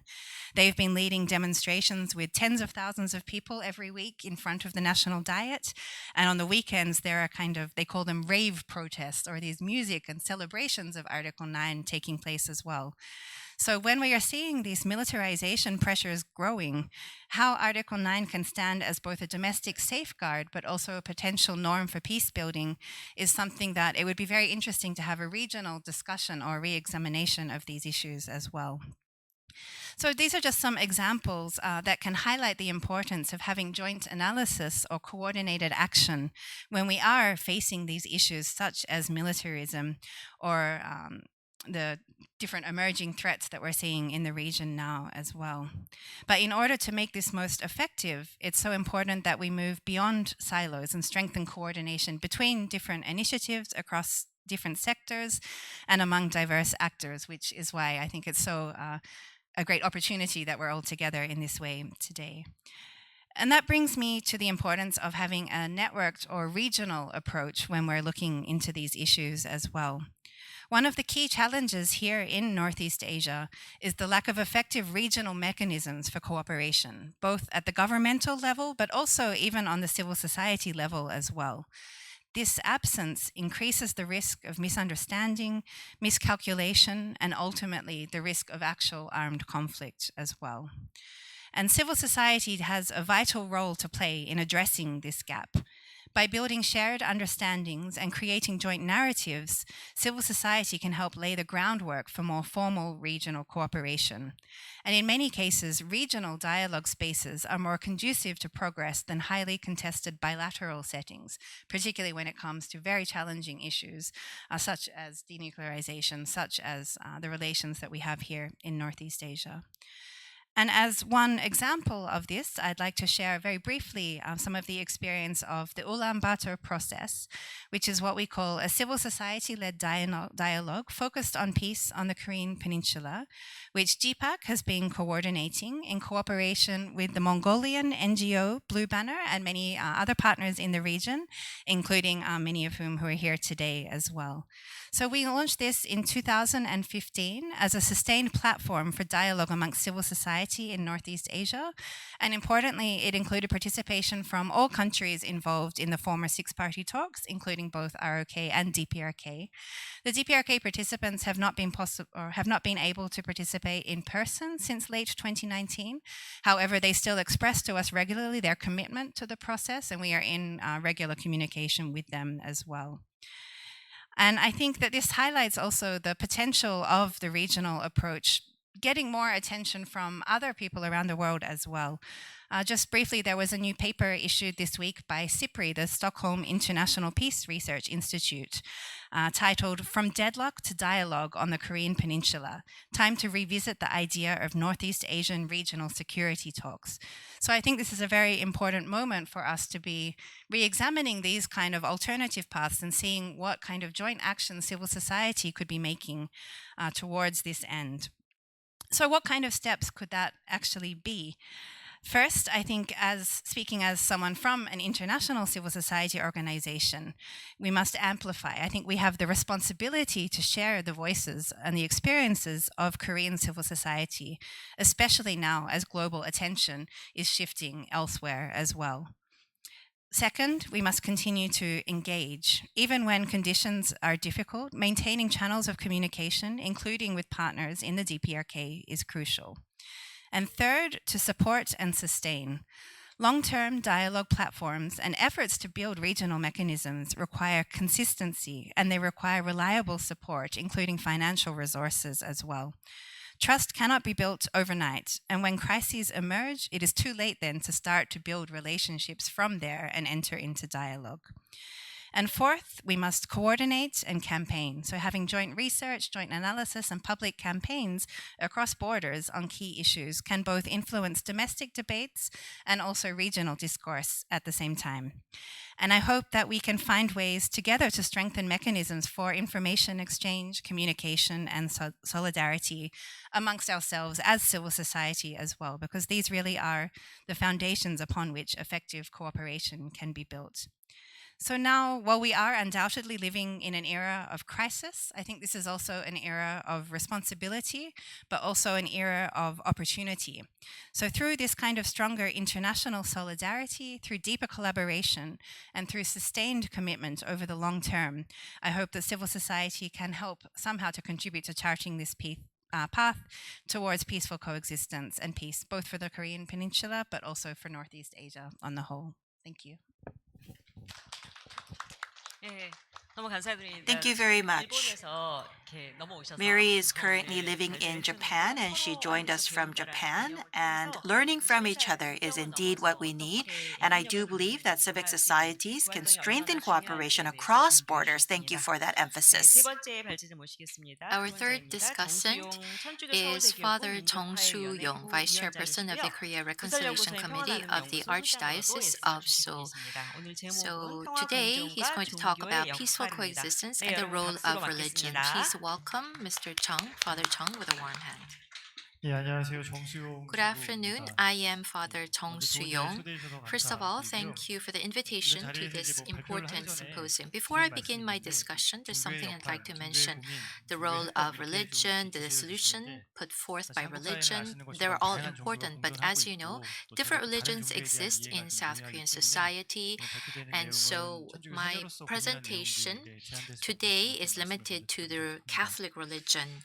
며칠 후 이번 주 주일이면은 이제 부활절입니다. This year, the first Sunday in April is Easter, the most important Christian festival celebrating the resurrection of Jesus Christ. Resurrection is different from resuscitation, which simply refers to Jesus coming to life again after death. So Jesus Christ suffered a different violence during his time. And so resurrection is considered a grand declaration of the fact that Jesus Christ's nonviolent resistance and love against religious, political, and social violence at the time was the right way. 부활하신 예수가 제자에게 And 처음 Jesus 나타나서 한 even 이야기도 greeted his 평화가 너희와 disciples with the phrase, 함께라는 "Peace be with you," 이야기였습니다. after his 두려움에 resurrection. 있는 His 자들에게 disciples were in 가장 큰 fear, 메시지는 and 평화가 the 너희와 most important 함께였습니다. message that 그리고 Jesus 그 sent 이후에 out to his 무슬림 disciples 많은 was peace. 사람들이 또 예수가 살았던 Since then, 삶, countless 예수의 believers have 가르침을 따라 emerged and 살고자 practiced 했지만 his 또 인류 teachings. 역사안에서 However, 전쟁은 끊이지 않았습니다. war 오히려 has 예수의 continued to 이름으로 plague us 벌어진 throughout human 전쟁도 history. 많았고 In fact, many 또 wars were 신의 fought in the 뜻이라고 name of 하면서 Jesus, 다행히 and numerous 학살도 massacres 많았습니다. were 최근 committed 뭐 under the 이란 pretext of 이스라엘 accomplishing 이란과 God's 미국의 will. 전쟁에서도 We see the 많은 recent 그리스도인들이 U.S.-Iran 전쟁을 war as 이야기하고 well, 있지만 and many 최근 Christians are talking 레오 about 14세 war. 교황께서도 And 전쟁을 Pope 하는 Leo 사람들의 기도는 들어주지 않는다. has 손에 피가 also 묻은 사람들의 기도는 mentioned 들어주지 that 않는다라고 God 이야기하시면서 doesn't listen to the 그런 또 prayer 움직임을 of 또 주는 those who 메시지를 wage war 주시겠습니다. or begin war. 한반도의 상황도 뭐 And the 비슷했었습니다. situation on the Korean 1945년에 Peninsula was no 분단되고 50년 exception. 전쟁을 Amid the 겪으면서도 war that broke out 종교적인 in 신념은 강한 1950 following national 군공주의로 division in 나타났습니다. 1945, 특히 가톨릭 religious 안에서는 convictions 뭐 developed into 성직자들이 strong 납치되고 sentiments 그리고 of 종교의 자유가 위축되는 anti-communism, 것들 안에서 강한 and although religious 반공주의를 freedom was 뜰 suppressed and 수밖에 priests were 없었지만 kidnapped under the 그런 North 것들이 socialist 더 policies, 심해지면서 the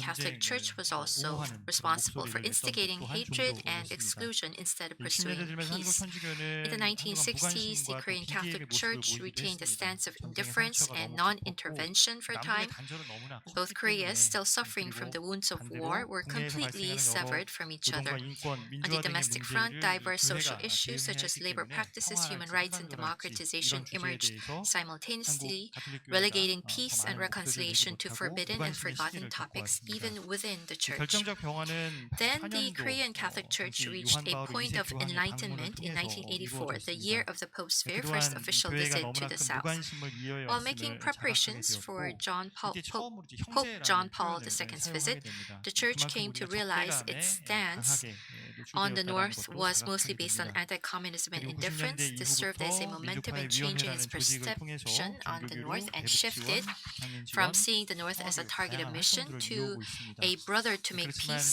그동안 with.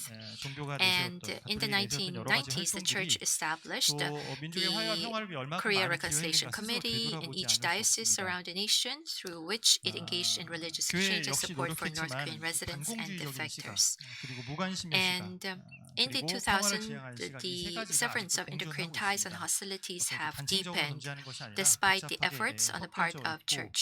그러기 The church 때문에 has 중요한 remained 순간 steadfast in 교회가 its 하나의 commitment 목소리를 to 내지 못하고 upholding the values 주저하는 of 그런 모습을 reconciliation 보이는 것도 and 사실입니다. peace since 그런데 then. 이거는 단순히 어떤 But of 종교인들, course, the 교회만 religious 국한된 것은 people, 아니고요. 우리 the 사회도 비슷한 것 같다라는 church, 생각을 해봅니다. it's not just their 강한 responsibility, it's the same 반공주의적인 for 그리고 our 그런 society as a 전쟁의 whole. This 상처와 strong 적대감에 크게 anti-communism 영향받았던 세대와 sentiment 사람들도 and 있고 the generations that 다양한 have been hurt by 현실적인 the 여건 war, 안에서 they 어떤 continue to 그런 exist. And 무관심을 also, on 살아가는 the 일들도 other 있고 hand, there are people 그리고 who are 교류화의 just 협력, 평화의 indifferent 목소리를 내는 as they are busy 사람들도 living their 있지만 lives. And there are 그에 people who 비해서 continue to be 평화에 대한 activists, 목소리가 더 raising 작게 stronger voice 느껴지는 것 about 같습니다. peace and reconciliation. But 최근 anyhow, 북한에서도 뭐 적대적 that 중국가를 is the situation 이야기하면서 right 이제 더 now. 이상 민족 담론이 점점 힘을 And 잃어가는 there's 것처럼 보이기도 also 합니다. the concern that 그리고 the 통일보다는 평화가 더 discourse, 많은 목소리를 nationalist discourse is losing 받고 지지를 받는 것처럼 ground 보입니다. recently as 그런데 we 지금 see 남북의 there 이런 is a highlight to 평화라는 the 것도 hostile 더 two-state 많은 무기, structure. 더 강한 And 군사력을 even from within, an 상대방을 increasing 억제하려고 number 하는 of 그런 people are 평화이기 viewing the 때문에 improvement of ties with the 불안정할 North as a 수밖에 financial 없고 burden. 이 불안정한